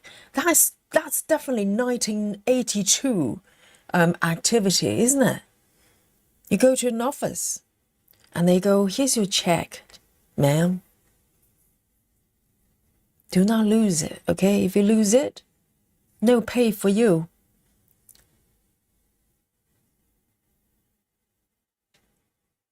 One, two.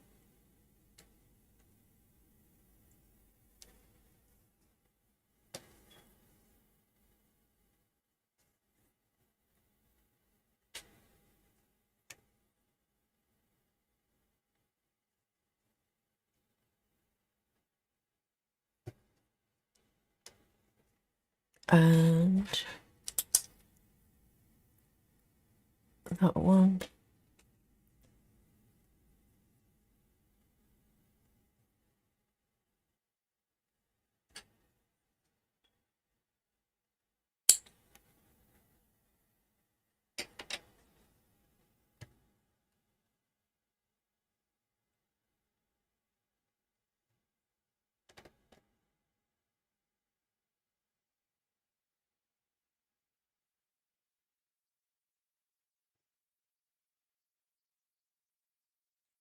Two.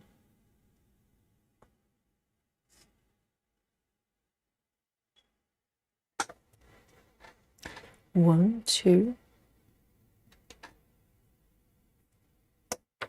And then I'm going to go up and down.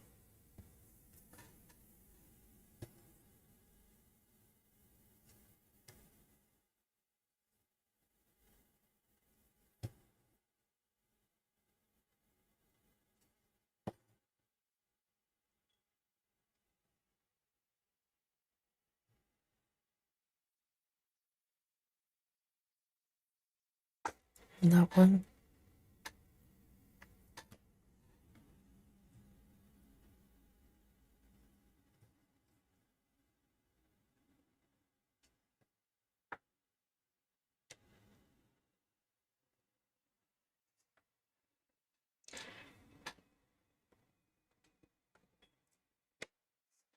And the one at the bottom. I mean, the only difference is, obviously, I need to probably mark more frequently, because if I don't, I could lose track on what I'm stitching. But other than that, it's very similar to Pattern Keeper.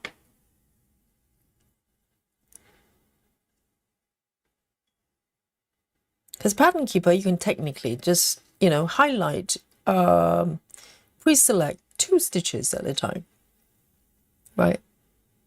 And then just repeat the process.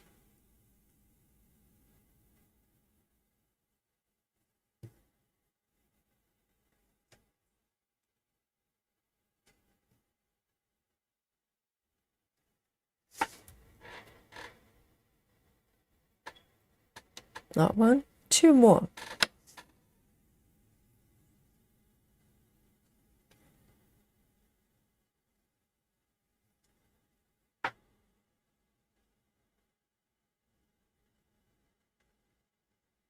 Where am I? 1, 2, 2 stitches. Okay. Well, with 25 counts, sometimes when you do first leg, right, it's not obvious. It's not always obvious whether the second leg has been done. So sometimes I would do one leg, look up, look away to the app or the chart, and when I come back, I can't find it anymore because with 25 counts, it's not very obvious if the second leg is not done. Here we go.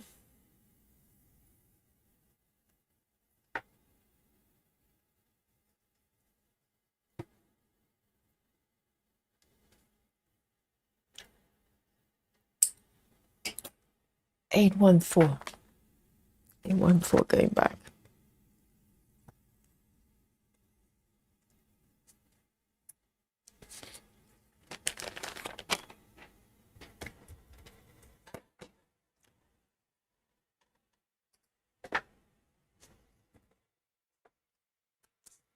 I'm going to switch color.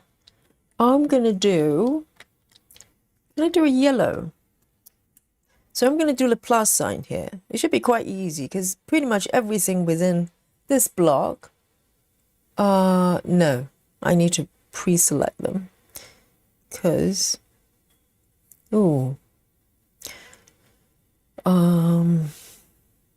okay, all these ones.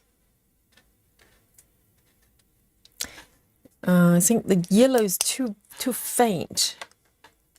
I'm going to use, I don't know, I've got these colors. I can do orange. Because with loose stitches like this, it's harder to pre-select because it looks like it's been marked. Because it's, it's a little bit.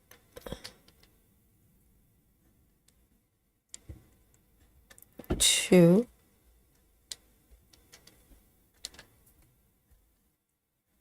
So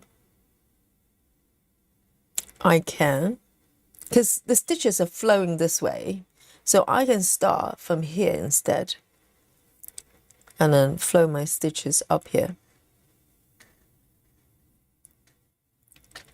I think literally that's, there are a few more here, but I'm gonna leave them out. But that's pretty much all the stitches of this one in the area.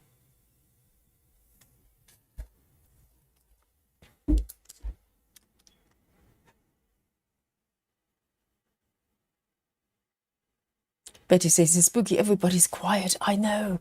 It's like everybody just decided to put their head down and stitch. Maybe they were stitching a squirrel.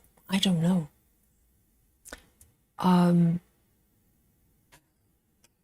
All right, so I am going to start from the bottom, which is here. But what about this stitch?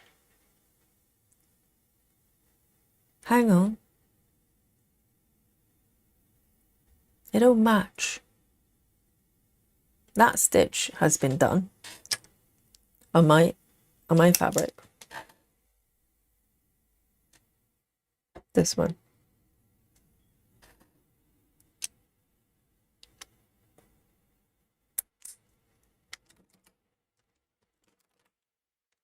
Okay, plus sign.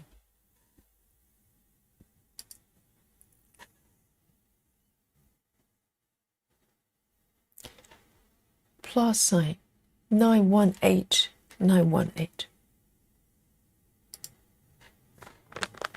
Yes, everybody is probably snoring. Do you think, Betty? 918.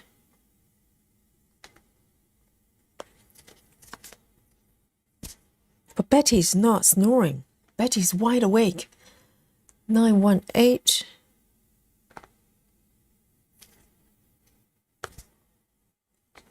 918 is a brown.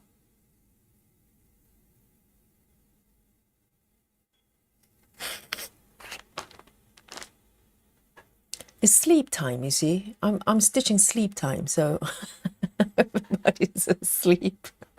Sarah says I'm doing dishes. Sleep dishwashing.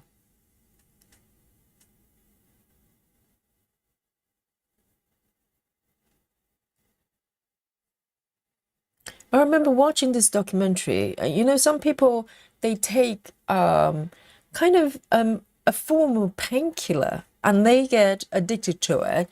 But those medication has side effects that they would do things while they're still asleep. So there's something about the mind, because when you sleep, the body has to be in a sleep, and the mind, your brain has to be in a sleep. But for some reason, the medication paralyzes your brain in some way, but your body is still capable of doing things. So there's sleep driving, sleep cooking. There are people doing sleep eating. So there, particularly some people, they are maybe on a diet. They're not supposed to eat certain food, but when they are sleep eating, they just, it's kind of a rebound from the restriction. They would eat all sorts of things that they're not supposed to be eating. So they ended up gaining weight, but I have no idea why that is. And it turned out some of them put cameras around the house to find out what happens. And it turned out that they just wake up in the middle of the night and start cooking like a 3-course meal and have that every night. And that's why the diet is not working. That's not good as a side effect. You know, sleep driving is definitely not ideal.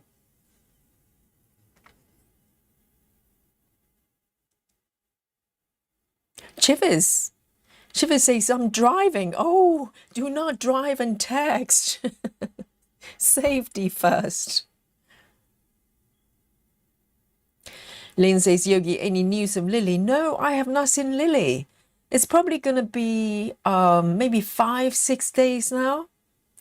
Yes, Lily has been away. I think Lily has gone on a little adventure. I hope he's having a great time.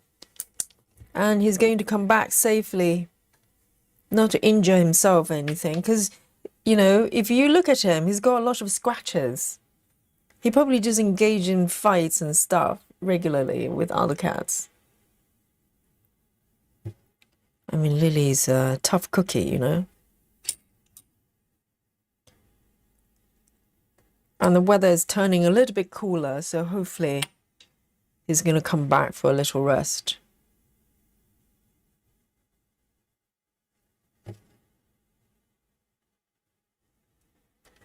Whoops. I'm here.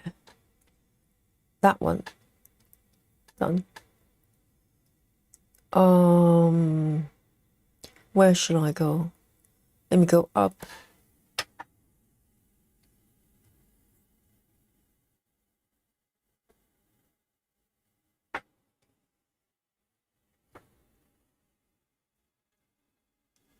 Laura says, I took a nap before the stream.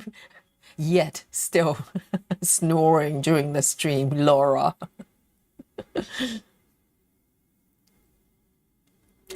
Susan says, still awake. Yes, Susan is doing really well. Susan's an athlete, you know. Susan's here in the UK as well.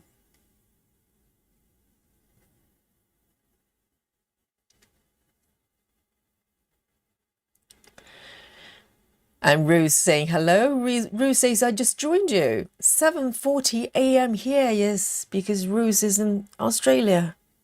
Good morning.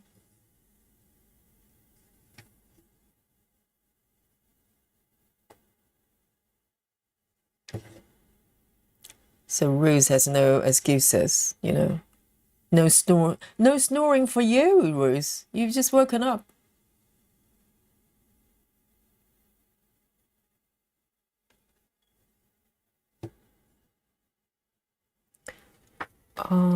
those 2 stitches over here. Good. Where shall I go? Bottom left of this square. Have I done this one?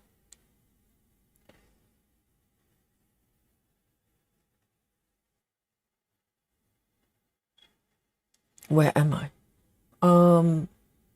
1, 2, 3. There's 3 down here. Okay. 2 over there. Done.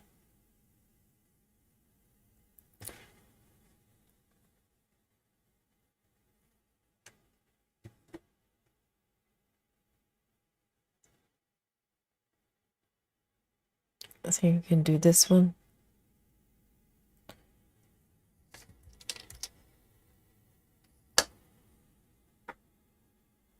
Alisa says my puppy just bounced into my lap, wiggle on his back, and I rub my belly, Mom. Yes, they know what they're doing, don't they? And puppy as well. Oh my God. Lucky you. I love dogs as well. I wish I could have dogs.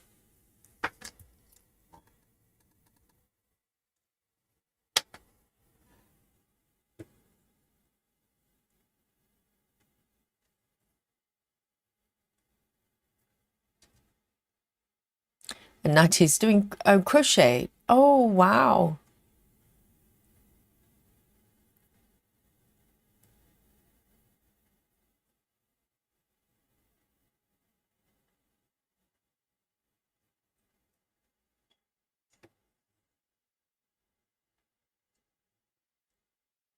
I mean, every morning, you know, when I wake up, sometimes I just grab my phone to check if there's anything I need to know immediately.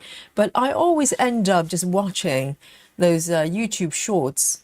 You know, a lot of furry animals, like daily dose of cats, daily dose of dogs, you know, that kind of stuff. And I just end up just watching it for ages before I get up.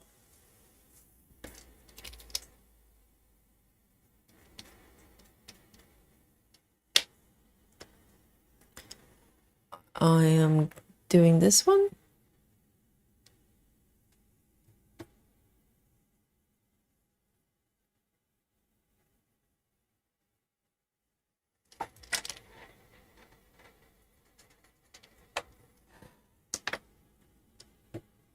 And 2 more, pretty much all the stitches around here.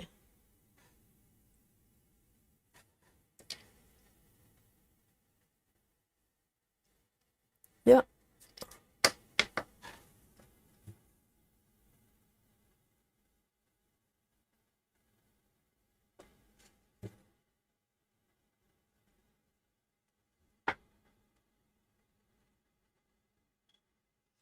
Sola says I used to have both dog and a cat. Butch and Fluff and Fluff. Which one is Butch? Which one's Fluff? I can guess. And Sola says they're close friends. I know I watch those videos all the time with all sorts of animals just get along together, like squirrels and cats and ducks and chickens, whatever. They all get along. No problem.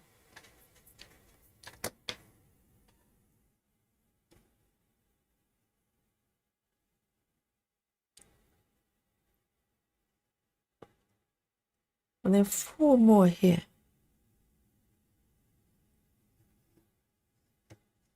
I'm stitching squirrel, okay, guys? Squirrel stitching.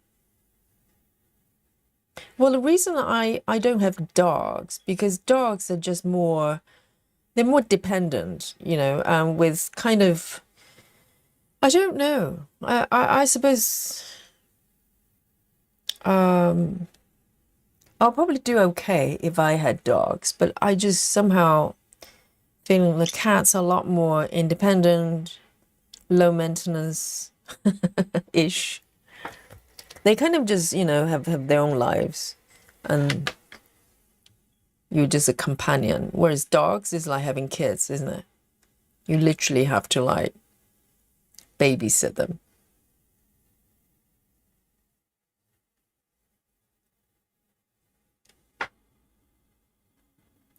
Sarah says, she has 1 dog and 2 cats get along.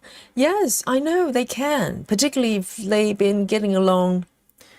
They've been together, since they're quite young. And they literally just, it's just another creature in the house.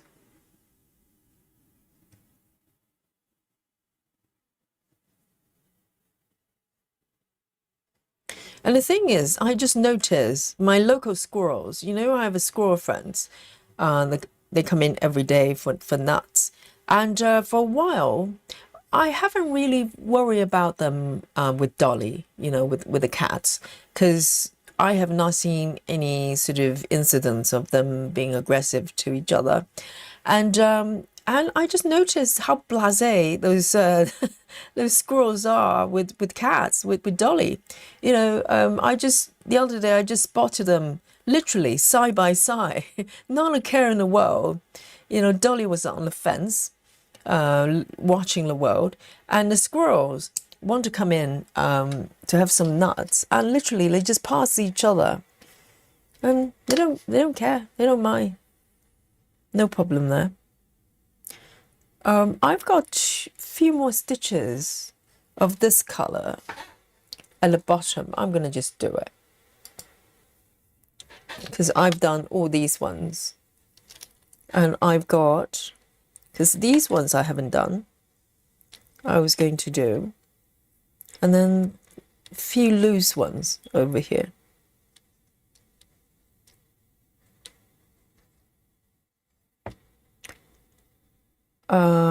I think that's it. And that's all the stitches of this color in the surrounding area. Oh, there's another one over here. Maybe I'll do that one as well. So I can start here and just stitch all the way to the right side.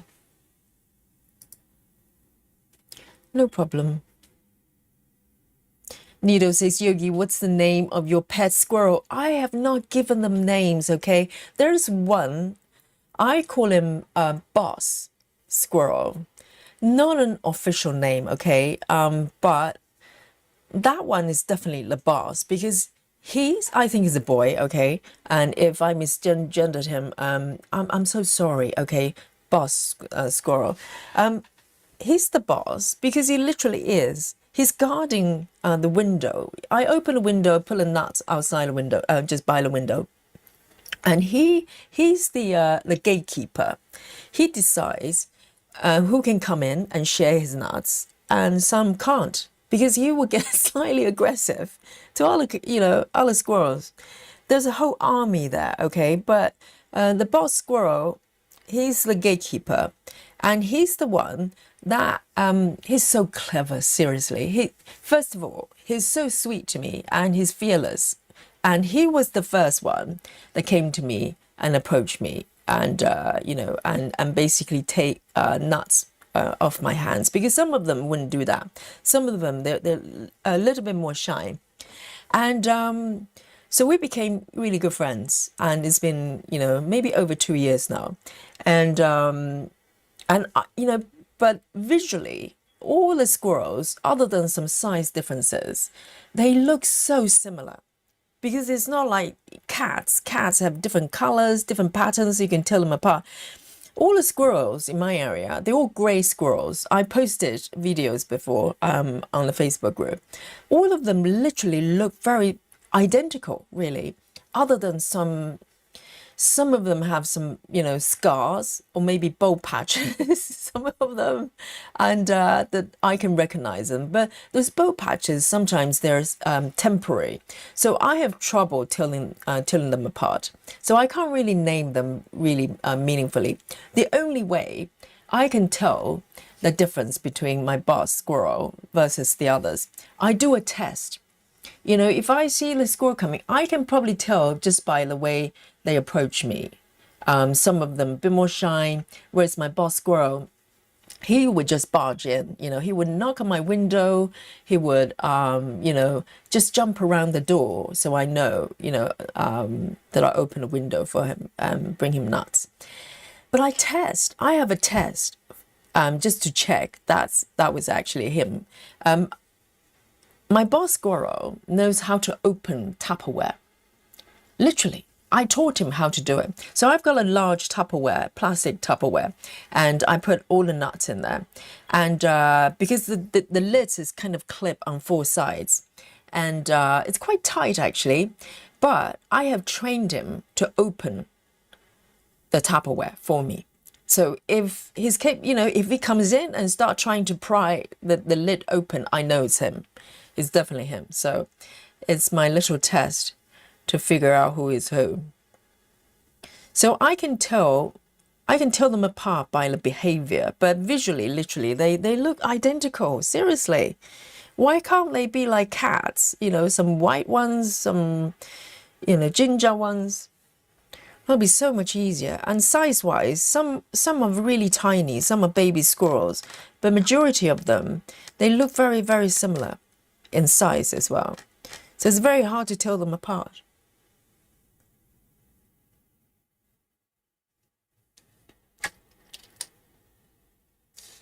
Whoops. I'm doing these ones.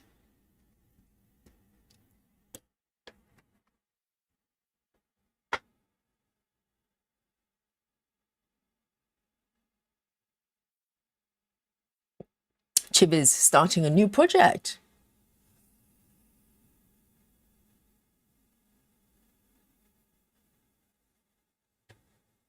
Hey, Travis, how are you doing?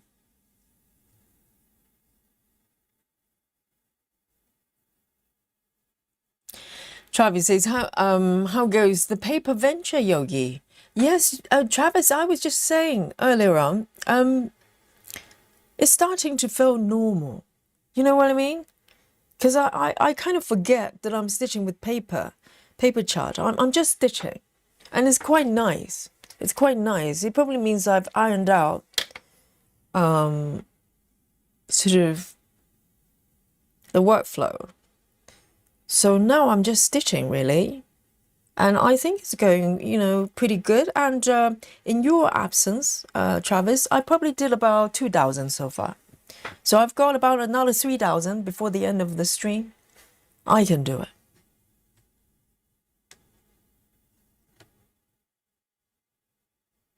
I know, it's quite incredible.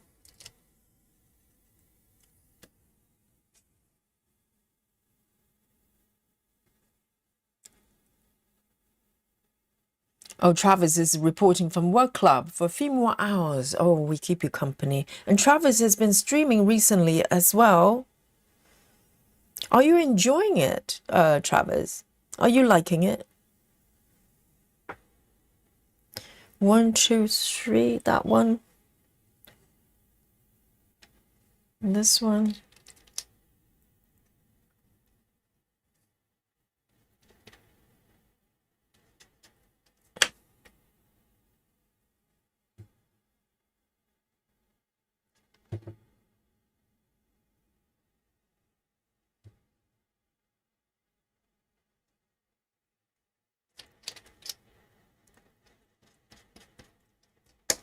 Still smudges.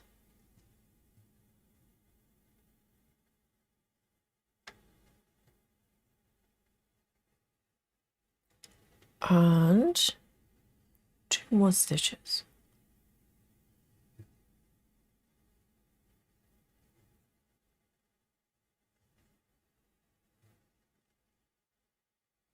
There's one more here.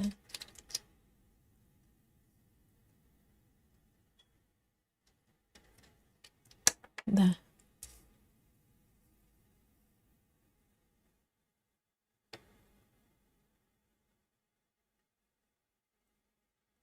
Travis says, I'm really enjoying it. I might either live stream tonight or make a video and upload it. Oh, wonderful. You have to enjoy it. That's a start. If you like it, and it's more likely you're going to keep going. Wonderful. And are you streaming from your phone? Are you doing the iPhone streaming?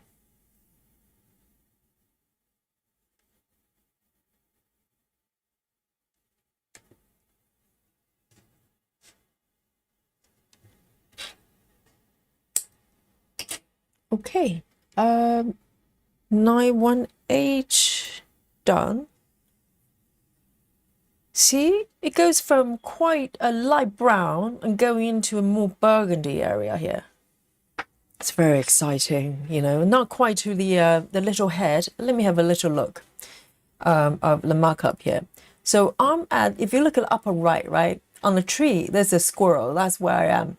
And I'm stitching the tail end of the squirrel. So it's quite long, but I don't think the head is that far away. Because if I move diagonally to the left, bottom left direction from the top, the little head is just there. It's not that far away.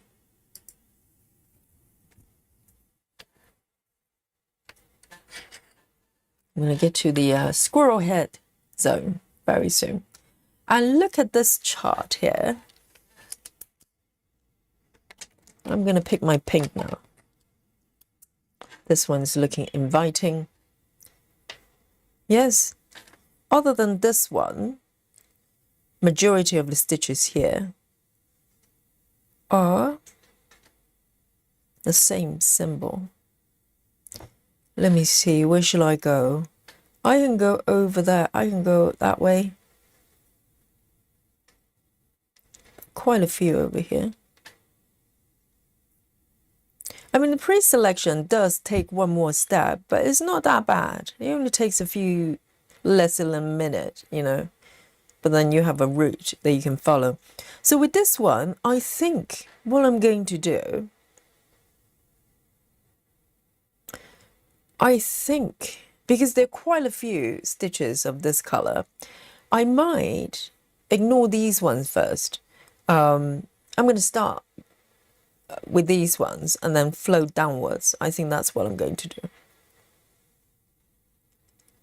Yes, let's do that first. So I don't have to kind of carry my threads too far away. So symbol Y,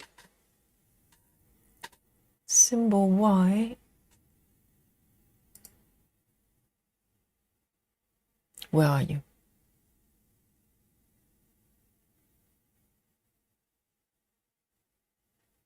There, 3858.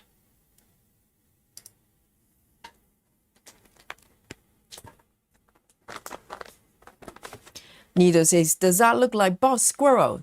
The color is a little bit different because my local squirrels, they're all gray squirrels. So, but the facial feature, very similar. The ears are not as pointy though. These are red squirrels. This one on a tree, but my local squirrels, they're gray colors. And quite a lot of them have chipped ears because they've probably been in fights and all sort of stuff. They don't fight with each other, you know, they're just like cats. They can be very territorial, particularly when it comes to guarding their nuts. 3858. And, you know, before I met these squirrels, I literally have no idea. I have no idea what they sounded like or their behavior and their lifestyle. So I'm learning so much. 3858. And it's quite curious how I became friends with these squirrels, because I had a cat called Frank, little Frankie. He's a black and white cat as well. He was a tuxedo cat. And then a few years ago, he got sick. He had cancer. And we went through a, you know, really painful process of trying to treat him with chemo and stuff like that. And, you know, at the end, it was just too much. And so, you know, Frankie has gone to, you know, kitty heaven. But you know what?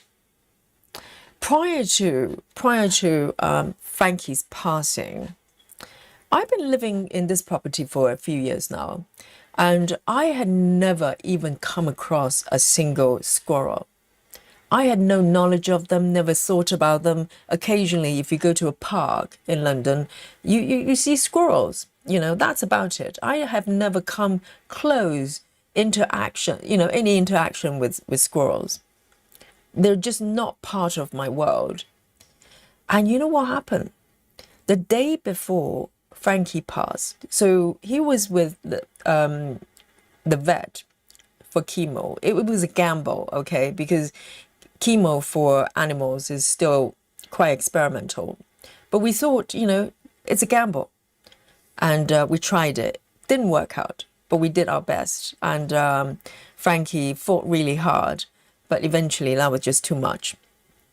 And then the day before, so we took him home, and well, obviously I didn't know that he was going to pass the next day, but we knew that, it wasn't going to be too long. But I was happy that he was, at home with us. But you know what? He was very weak the day before. Okay, I want to tell the story because it's really, really remarkable how I met these squirrels, my squirrel friends now. Since I met my squirrels, they come through my kitchen window. And I opened a window, they came in. That was how we met the first time.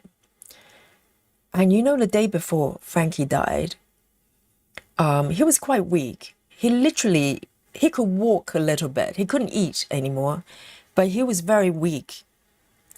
And I was so shocked when I went to the kitchen.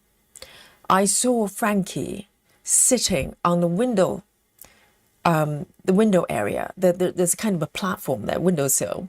He just sat there. And the kitchen top, you have to hop on top. There was no chair. There was no kitchen chair or anything. And I had never seen Frankie climbing up and try to sit by the window ever. Ever. I had Frankie for many years. I've never seen him having any curiosity of going on the windowsill there. Okay. I went to the kitchen the night before he passed. He was sitting on that window, looking at me. I was so shocked. I was like, how did you even get up there? Because in my mind, he was so weak already. We tried to keep him comfortable by the bed. And for some reason, he decided to walk to the kitchen, jump on the kitchen sink, because the window is just above the kitchen sink. I don't know how he got there. He got up there and he sat there, kind of looking out the window, and then looked at me. And I picked him up and I took him back to his bed. And till this day, I don't know how he managed to get up there. And it's slippery as well because it's got marble, kind of granite top. And then he had to hop on the counter, which is quite high. And then climb up the window for whatever reason and looked at me. That was the day before he passed. And then the next day, all things happened. He just got really, really sick. We had to take him to the vet and allow him to sleep. And I came home. It wasn't on the day he died. It was the day after. For some reason, I looked out from my window from where I'm sitting now. I can overlook my patio. Sorry, I have to concentrate, so I can't stitch at the same time. And I saw a squirrel coming to me. And it's weird. Maybe, I don't think it was the first time I saw squirrels outside in my patio. Rarely, really, really rarely. But for some reason that day, I just decided, there's a squirrel there. I have some nuts. Maybe the squirrels would like to have, some nuts. I don't know where it came from. Never occurred to me because I always have nuts in my house. I eat a lot of nuts as well. So I decided to open a window and I just placed like 3-4 nuts on the window. And lo and behold, that squirrel just came in. My boss squirrel. My boss just came over and with no fear, literally, Within minutes, he was eating nuts off my hands. I was so shocked. It took me a while to realize the spot the boss squirrel came through was the same spot Frankie was sitting on just a day before he died. And I think, till this day, I firmly believe Frankie sent those little squirrel angels here, maybe to comfort me, right? I don't know. So the squirrels have been my life since.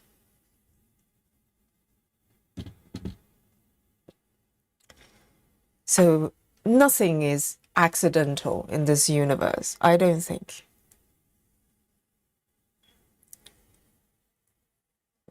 All right, I'm coming down here.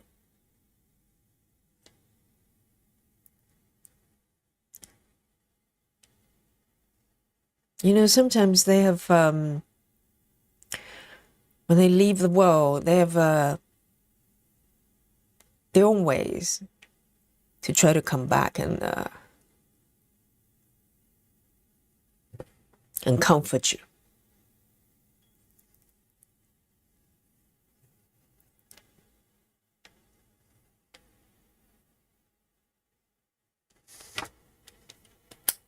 So that was the present from Frankie.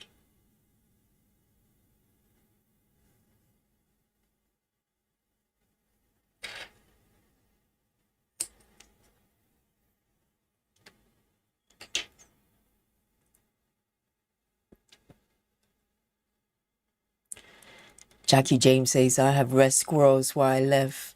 Yes, I think London squirrels, there may be other ones, maybe outside London, but the London squirrels are pretty much all grey squirrels.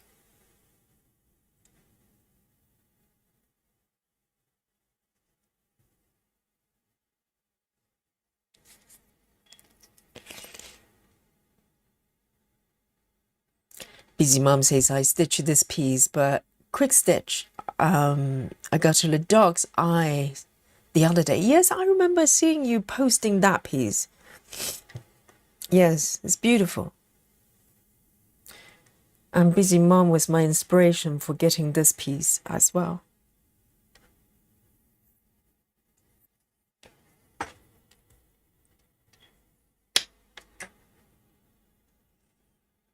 Elisa says, Frankie's still watching over you. I like that. Yes, definitely. I have no fear. You know, they may be moving on to another world, but they definitely watching their favorite humans, you know. They have their own ways.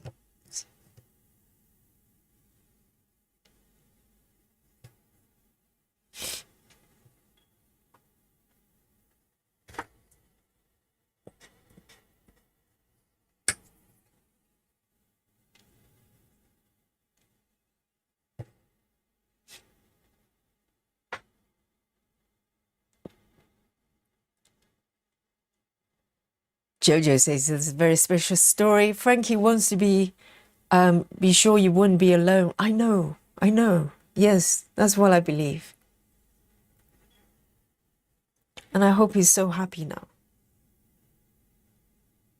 No pain, you know.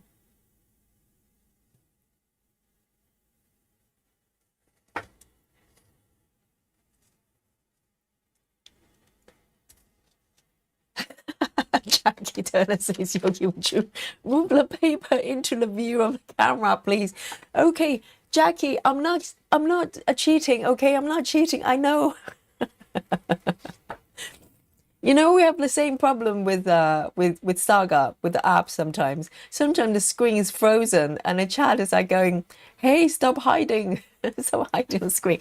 This is the area I'm doing. Okay, Jackie, there you go.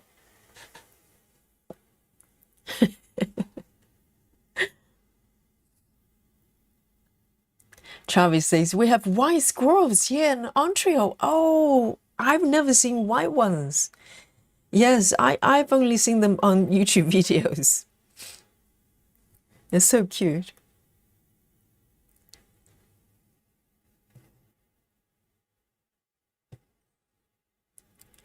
But, you know, squirrels, just like cats and dogs, they have their own personality. You can definitely tell the different temperaments, behaviors. They're just so cute.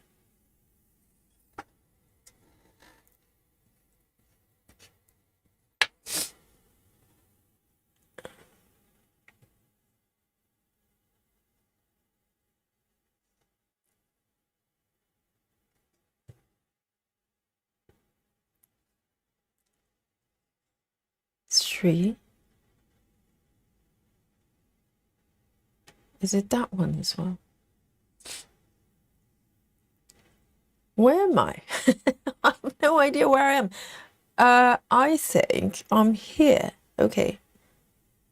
There's one stitch that's not done yet. I'm not even sure.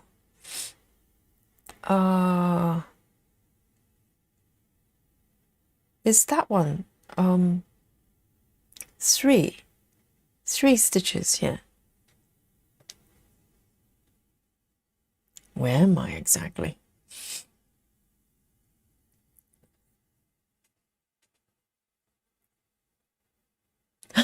Jackie says I need to watch you. I know.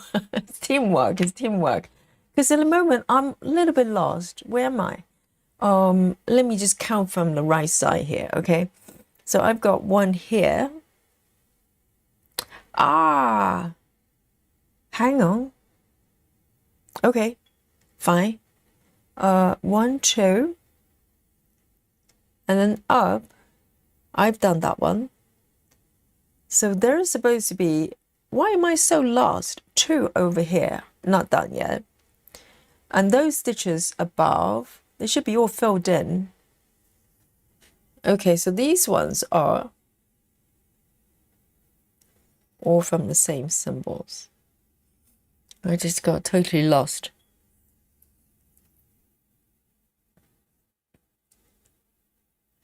Oh, Chivers is back home. Safe journey. Well done.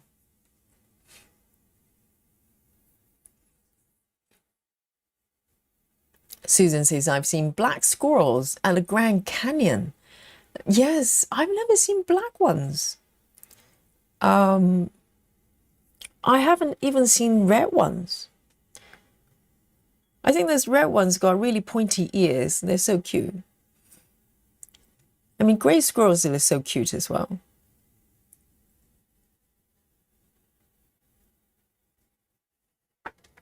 That one's done. So there are 2 stitches here.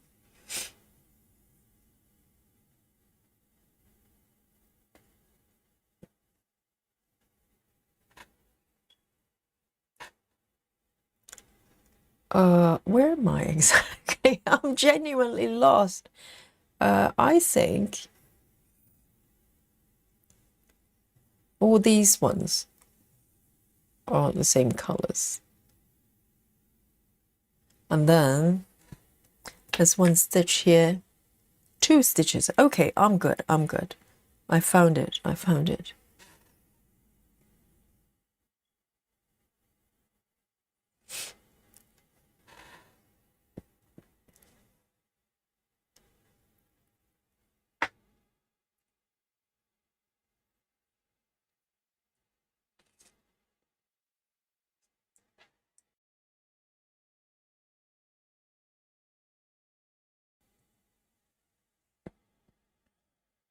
Andrea says, I love squirrels, but if they get into your attic, they do a lot of damage. They chew through electrical wires. Well, not if you just offer a nice bowl of almonds.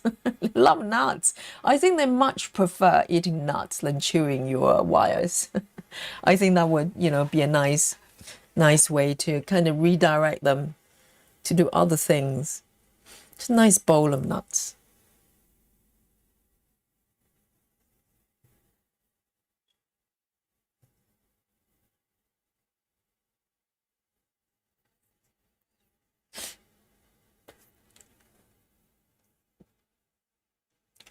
And Esther says, we've got your basic brown ones. in my area, I do debate giving them some trail mix time to time. Yes, there's kind of mixed opinions. Some people think, some people even label squirrels as vermins. I mean, these people have no heart. They do that to pigeons. They do that to squirrels. I don't know who these people are. They they're made differently. But some people might debate that they're supposed to be left alone, not being given food. But I'm a firm believer I keep the interaction one-to-one. I don't think about squirrels as this, as a species. I'm thinking about soul to soul. One soul meets the other. That's it. That's our interaction. And we keep it here. However we do it, we do whatever makes sense. And I'm going to leave those bigger questions to others to worry about. I'm not worried about it.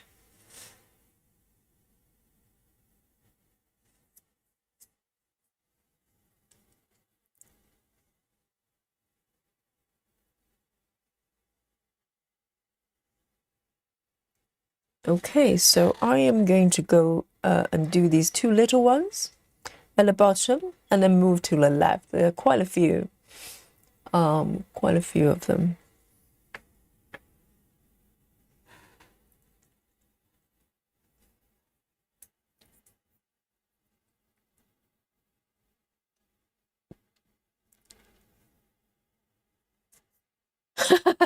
And Jojo says, I've been concentrating so hard on my stitching. I didn't even notice the cat drinking my tea. Well, that's a cat with a fine taste. If it's drinking your fine tea there, Dolly wouldn't put up with that.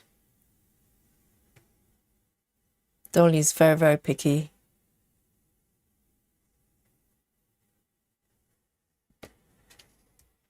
Well, maybe the kitties just need some biscuits to dunk in the tea, Just make it a tea time, kitty tea time.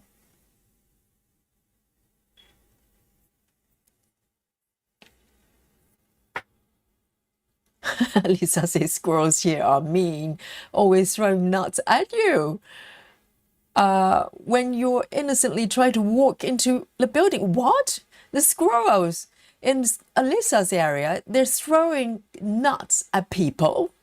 Are you sure, Alyssa? Do you think they're throwing nuts? Why would they throw nuts? They love nuts, though. This is the urban myth, Alyssa is creating right here. Alyssa's local squirrels, they're throwing nuts at humans because they're mean. I love it. They probably prefer eating the nuts rather than throwing them at you.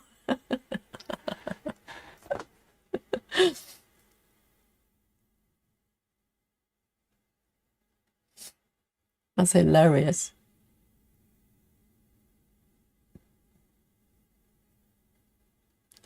Travis says, my mom is like you, Yogi. She feeds her squirrels peanuts, and there's like 20 different squirrels that come to see her. How do you resist? They come to you. It's such a friendly gesture and so much trust they show. Because I'm sure they can just live out there. They've been living out there, finding whatever junk leftovers to eat. And I think it's destiny if they do find you and have that interaction with you.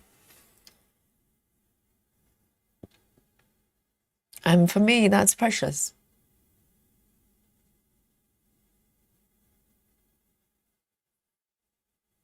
Nido says, I went to Yellowstone and they were chipmunks. And they were losing their fur from malnutrition from people feeding them. I'm not going to debate about that. I don't know about chipmunks, okay? I try not to turn it into a sort of political debate. like this is right thing to do or this is wrong thing to do. As I said, for me, it's soul to soul interaction. Is Squirrel Boss and his friends and me. That's it. We keep it here, okay? I don't want to extend the debate bigger than that.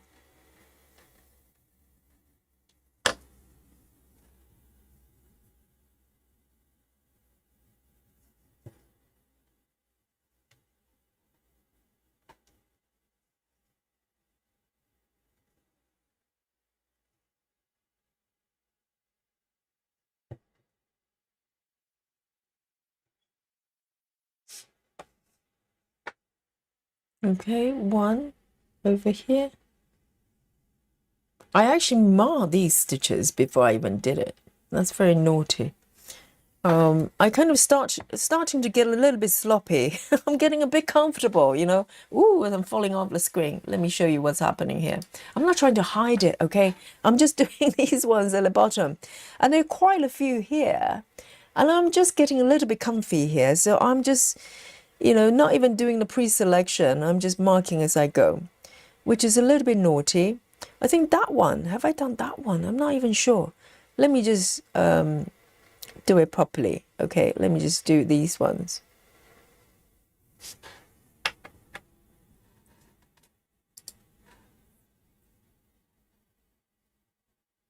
Yes, I think needles, I think they're probably feeding other things than nuts, because I find, because my local squirrels, I've ever only give them proper nuts, you know, and I try to be selective with the type of nuts as well, because I heard cashew, for instance, can be toxic for them, so I try to avoid them. And but the thing is, by accident, I actually realized they will grab anything carbohydrate. If you have crackers, because I remember I run out of nuts in a bowl, and instead of coming to me and ask for more, they go and raided one of my package of crackers, cream crackers. And I was hearing sort of rustling sound. It was really weird in the kitchen. And I went and have a look. You know, one of them literally just run away with a pack, like big piece of cream crackers. But the thing is, though, they might eat those junk food when they're desperate, because it probably tastes good for them, but it has no nutrition for them. They have to eat, you know, nuts and fruits and just seeds, that kind of stuff, to give them proper nutrition.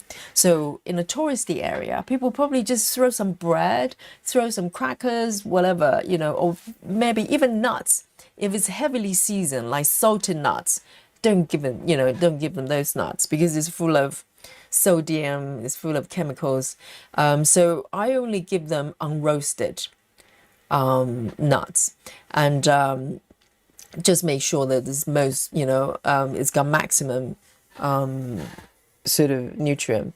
And but in touristy area, people don't know. People just throw whatever they've got, like snacks and stuff. So they probably eating a lot, but not good for their body. So that's entirely possible. So they, you know, they eat a lot, but it's all empty calories.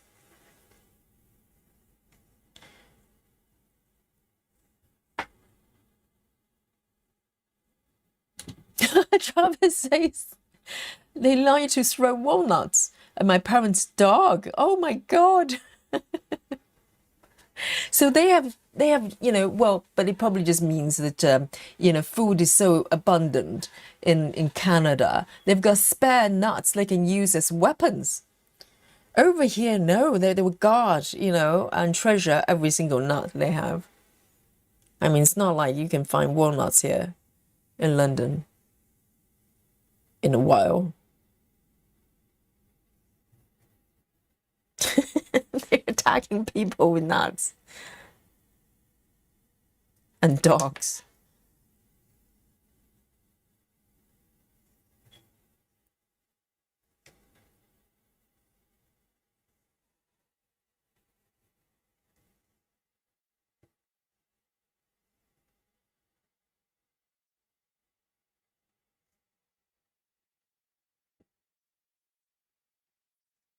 Okay, those two.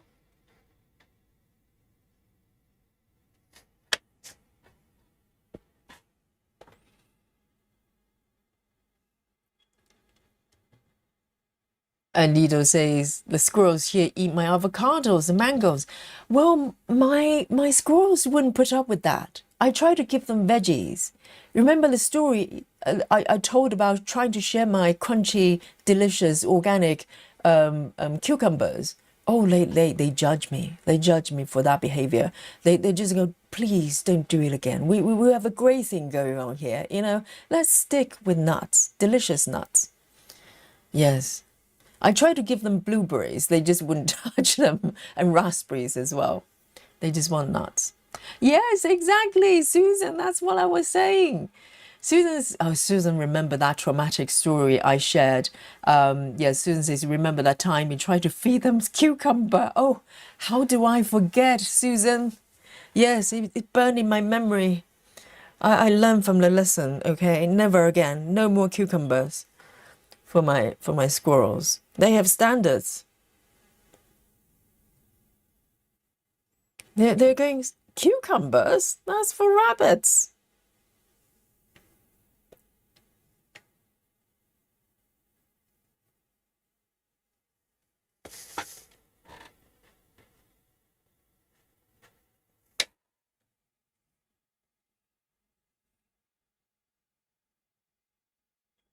Amanda says I somehow turned my sound off and thought you've been unnaturally quiet for the last hour.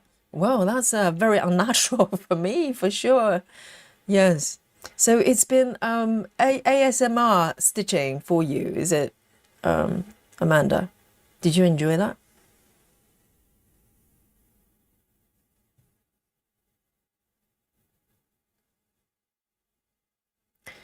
Andrea says, I had some eat my garden vegetables and then try jalapenos. They never tried that again. Oh, so they can actually taste spiciness. Because some birds, they can eat chili and they don't bat an eyelid because they don't have a receptor or whatever it is, the taste bud. They don't receive spiciness. So they can eat because one of my brothers, they have a pet parrot. I think it's a parrot. Can't remember what a type of parrot anyway. And they will send, they will post videos of those birds eating really hot chilies. They don't care.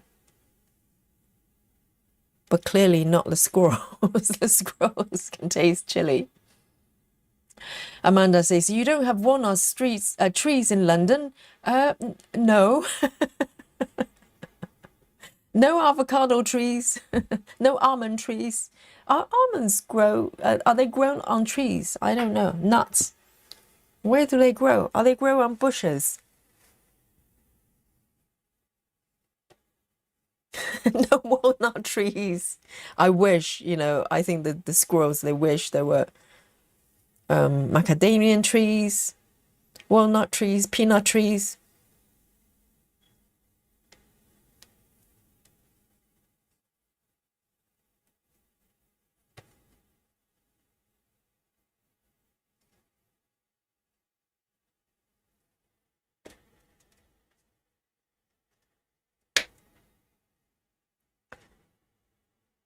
Okay, that one's done. Should I go up and fill up those 4 stitches? Why don't I? They're just laughing at me right here. Over here. Okay, I'm not hiding. I'm not hiding. 1, 2, 3, 4. I'm doing those.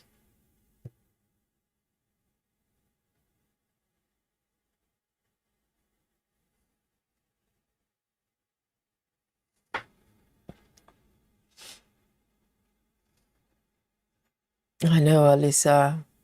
They have very high standards, okay? They only want premium nuts. They wouldn't put up with anything less.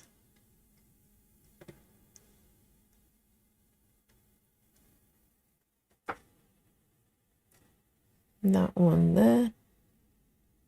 Do I have this one? 1, 2. Okay. 1. That one's done. 1, 2, 3.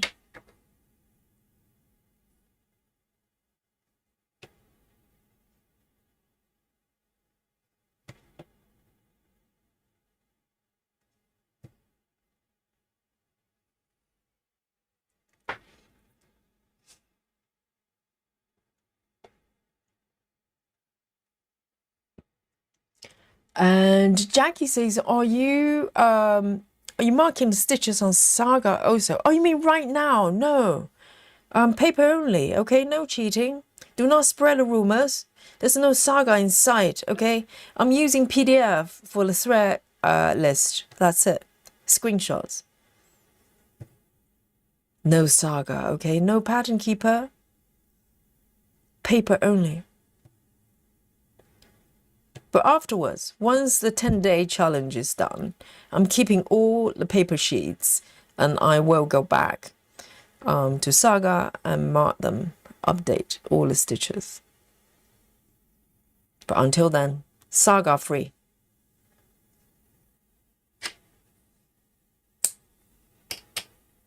All right, these ones are done.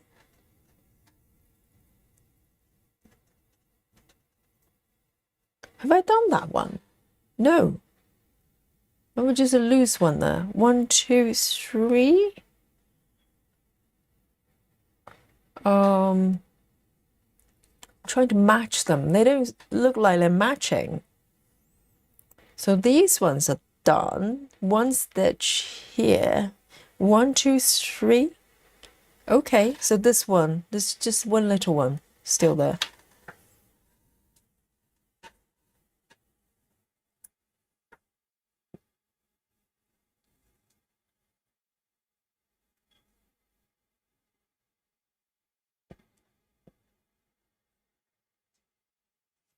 Andrea says, I found little bite marks on my tomatoes and jalapeno, and the poor squirrel was making horrible noises. I threw out some pecans to help. Maybe, yes, someone says making maybe a glass of milk. I know. Oh, poor squirrels, they will learn. Well, it's interesting though, because I would think animals probably have their natural instinct or some sort of DNA memories, genetic memories. They just know certain foods they shouldn't be eating, like jalapeno, if they actually taste spicy foods. And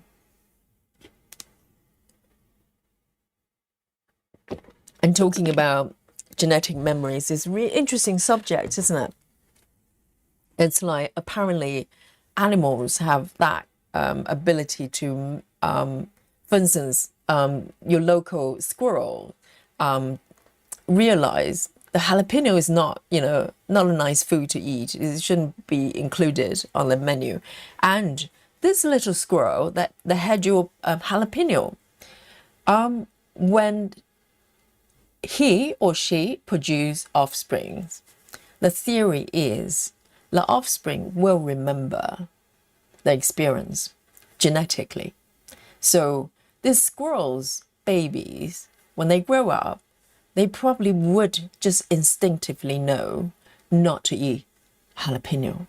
I think that's the idea. Something that you just carry through your genes with memories and life experiences embedded already. So you don't have to relearn that. And I wonder if humans have that as well. We're not talking about human as a species, but individual humans. So let's say if your parents went through some sort of experience that either encourages you or prevents you from doing certain things, and you just instinctively know, not your own life experience, but somehow you just have that instinct. I wonder if you have that. Passion for stamping, hello. Laura says peanuts grow in the ground like potatoes. Thank you, Laura. Are you saying there's no such a thing as peanut tree? No peanut trees? How about walnut trees and almond trees? No? Do they grow on trees?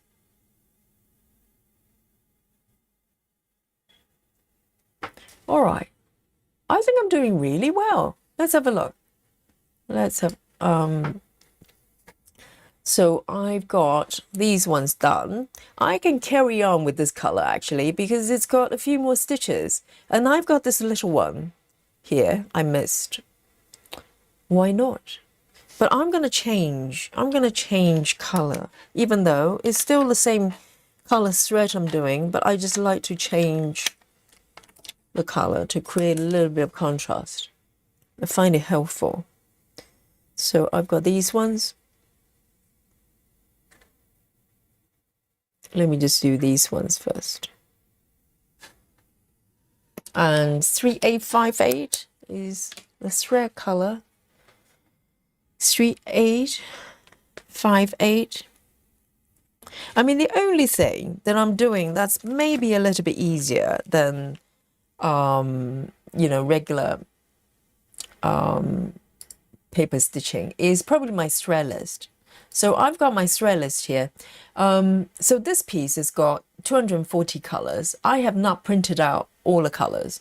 I've got just enough to cover the area I was planning to work on. So, you know, if there's a little bit of cheating or shortcuts, this probably is that. But this is just a screenshot. I still need to, you know, flick through all of them to find the right symbol. But instead of looking through 240 colors, you know, at a time, I have less to deal with. So that's the only thing that I'm a little bit easier. Okay, I'm looking for the wine sign. Which one was that? I found it earlier on. Yes, 3858. But other than that, I'm just stitching with papers. 3858.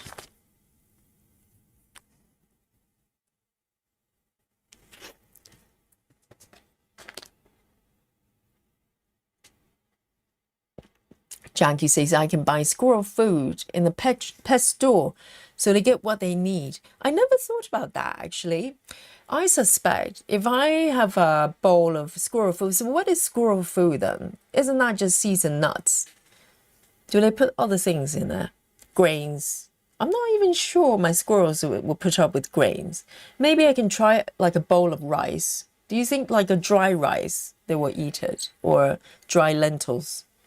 Do you think they'll put up with that? Well, they're probably going to judge me again, try to break up with me. I never thought about that. I wonder if they just go, well, you know, we still prefer premium nuts. You can take, you know, you can take it back. Rose says, I think you should update Saga daily after live stream has ended. Otherwise, it might be a bit of a task after 10 days. Yes, I know, but it's just, you know, my thought is that for the 10 days, it's possible I might work on the same project twice, right? So instead of just trying to do it every day, I'm going to just keep all the sheets, paper charts, and then maybe do it one project at a time as I'm, you know, going transition back to Saga. I'm doing these ones. Oops, you can't even see it. I'm not hiding it. I'm not hiding it. I'm doing these ones around the blue border. And so piecemeal. I'm not going to do everything in one lot. It's going to probably be too much. But I'm going to just, you know, go back to update them one by one as I go through my projects. And particularly, you know, I've been stitching like thousands of stitches a day. So there's a lot, you know, to update. I know. This is the burden of stitching so fast.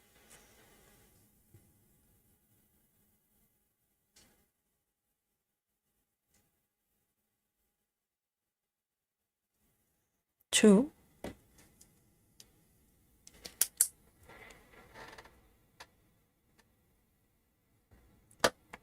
And then 6 at the bottom. Oh, Dolly is just sitting by my chair here, just purring away. Hey, babe. Little baby. I wish you could hear the purring.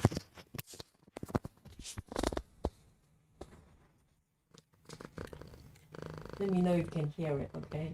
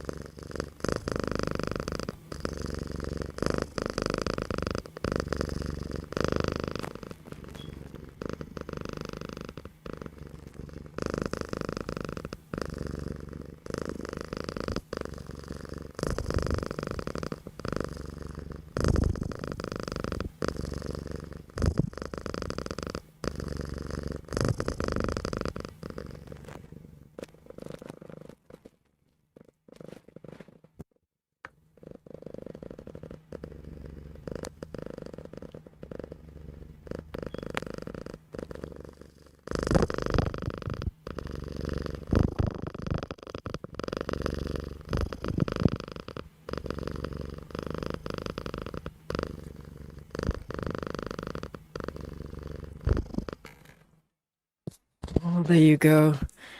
Yes. Dolly's back on top form, you know? She's resuming her duty as the yogi stream companion. Yes, she's got her job back. She's got her job back.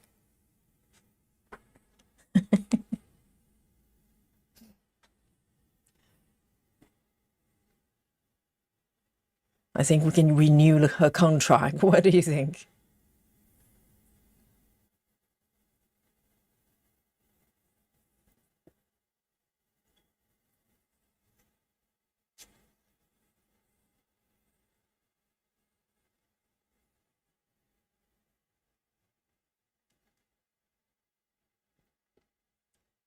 Four stitches here.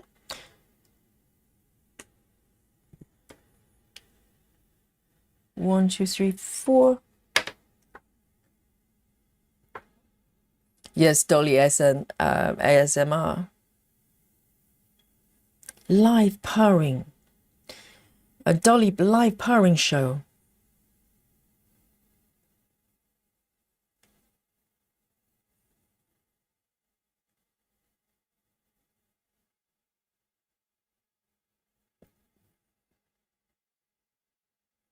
Yes, I just turned around and she was just sitting there. I don't know how long she's been there.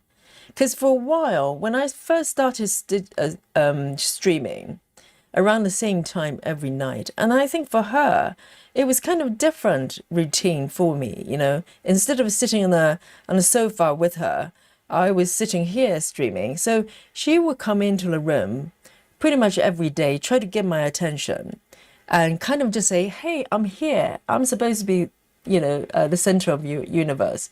And then after a while, she kind of got used to it, and so she kind of just started, you know, decided to do other things sometimes.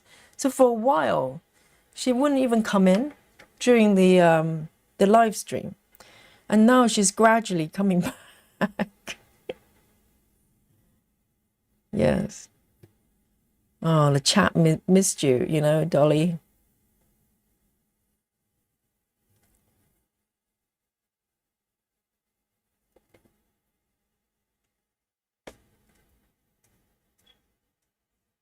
Yes, despite the fact I was threatening not to renew her contract and try to replace her with Lily. Or maybe that worked. maybe that strategy worked. All right, paper can. So I think this color is probably going to be my last one. I'm just looking at the chart here. There's one more here. And And then, oh, there's a little one up here as well, just a couple of loose ones. I might go and take care of them, right? So there's one over here I have not done. And there's a little one here as well.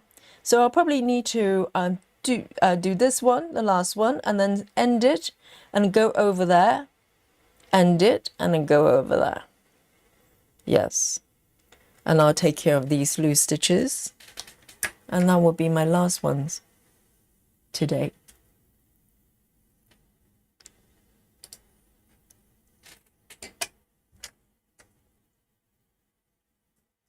And of course, at the end of every stream, I am going to share my stitch count with you, okay? It's going to be quite shocking.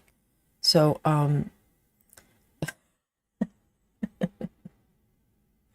it's quite shocking every day. Let's have a look. There is one stitch here. Where am I exactly? Okay, here.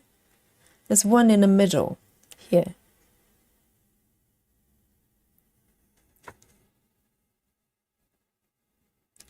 Laura says, maybe Dolly realized you might make Lily a Lily emoji. I know. That strategy really worked, you know.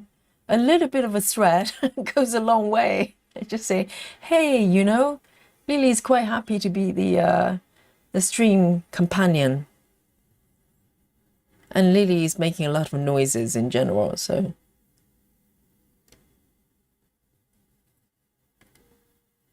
Okay, so this one I've done, and I'm going to end it here.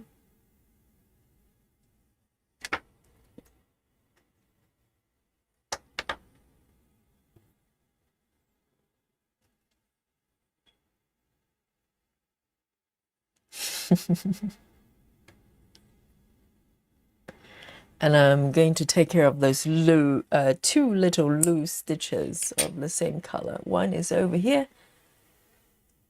and another one over there. So 3 stitches. It's one in the middle. I think this one, the position is a little bit iffy. I don't think it's correct, but I don't mind because there's 3 stitches left. I'll just do one of them. And it's quite fudgeable in this area.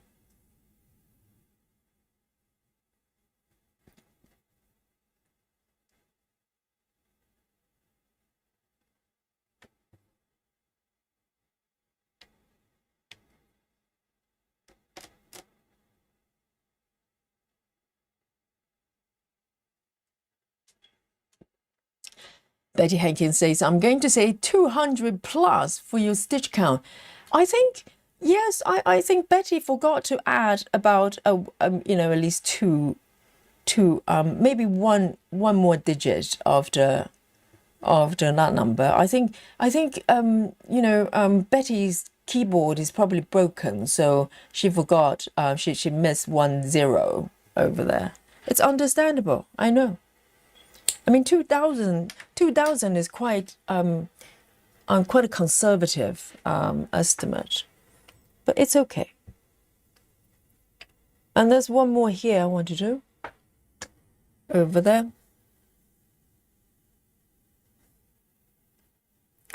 Two. Can I even find it? Where is it? Why does it not match? Seriously, stop it. Oh yes, I found it. The bottom one. It just looks nothing like like the stitches on my fabric.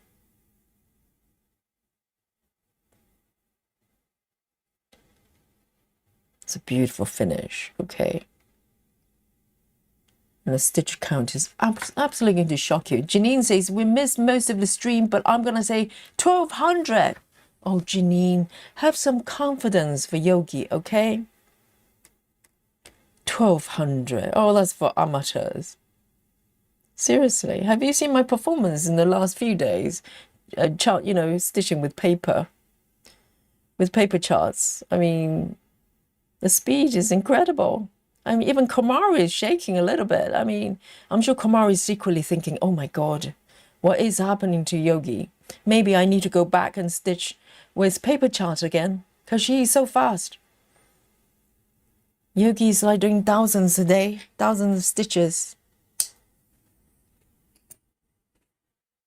Beautiful finish, guys. This is a squirrel little tail. I think the tip of the tail is around here. And then, let me just zoom out a little bit, okay? And look at the chart. I really like the look of the chart here. It's the multicolors.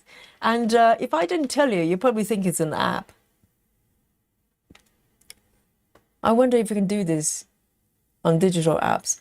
But yes, so this is, I think, this is probably the tip of the tail here. So the head is roughly around here. Not that far away.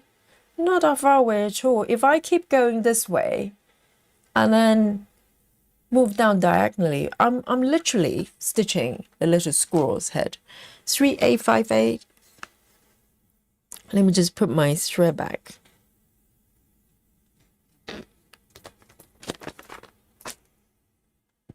Travis says more like 5,000. Yes, Travis, that's it. So Travis has been watching Yogi's performance for the last, a few days. So he knows, the standard is a little bit different. Look at this. Isn't that beautiful? And this tail, it's got a lot of texture going on there as well. It's all happening. It's all happening. Yes, guys, the stitch count today, all right? Let me just show you my paper chart. Paper cam. Okay, back to paper cam here for a moment. So today I moved from there, and the chat is accusing Yogi of cheating, okay, but not at all. Look at my performance here, the number of color changes, the development around the squirrel zone. No kidding, okay, this is just warm up. All right, this is just warm up. Have faith in Yogi, and look at it's all happening here. It's about 5,000 minimum, right, Travis? And I think Travis is about right.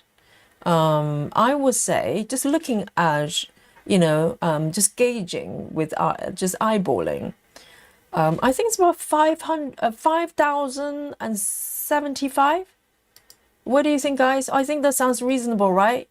Yes, round of applause for Yogi. Oh, Janine said 19 million. Janine, now you're just being silly, okay? And passion for stamping 8,500. Sitting today is my guess. I think that's pretty close. And I think Travis, I think it's between passion and Travis. Okay, something between there. And I'm really pleased with today's stitch count. And I'm sincere apologies to Komari. I think I've probably broken her records. And so I know. And tomorrow, yes, tomorrow we're back with dimensions, okay? The dimension stitching. And I'm looking forward to it. The first time I stitched dimensions patterns, I was stitching with paper. So going back to the good old days, okay, stitching with printed piece of paper. And so until then, and enjoy the rest of your day or night. And I will see you tomorrow with the dimensions projects, okay, and you too, okay. I'll meet you here. And until then, this is 12:30 from the sleepy London town. Yogi signing out. And I'll see you all tomorrow. Bye bye.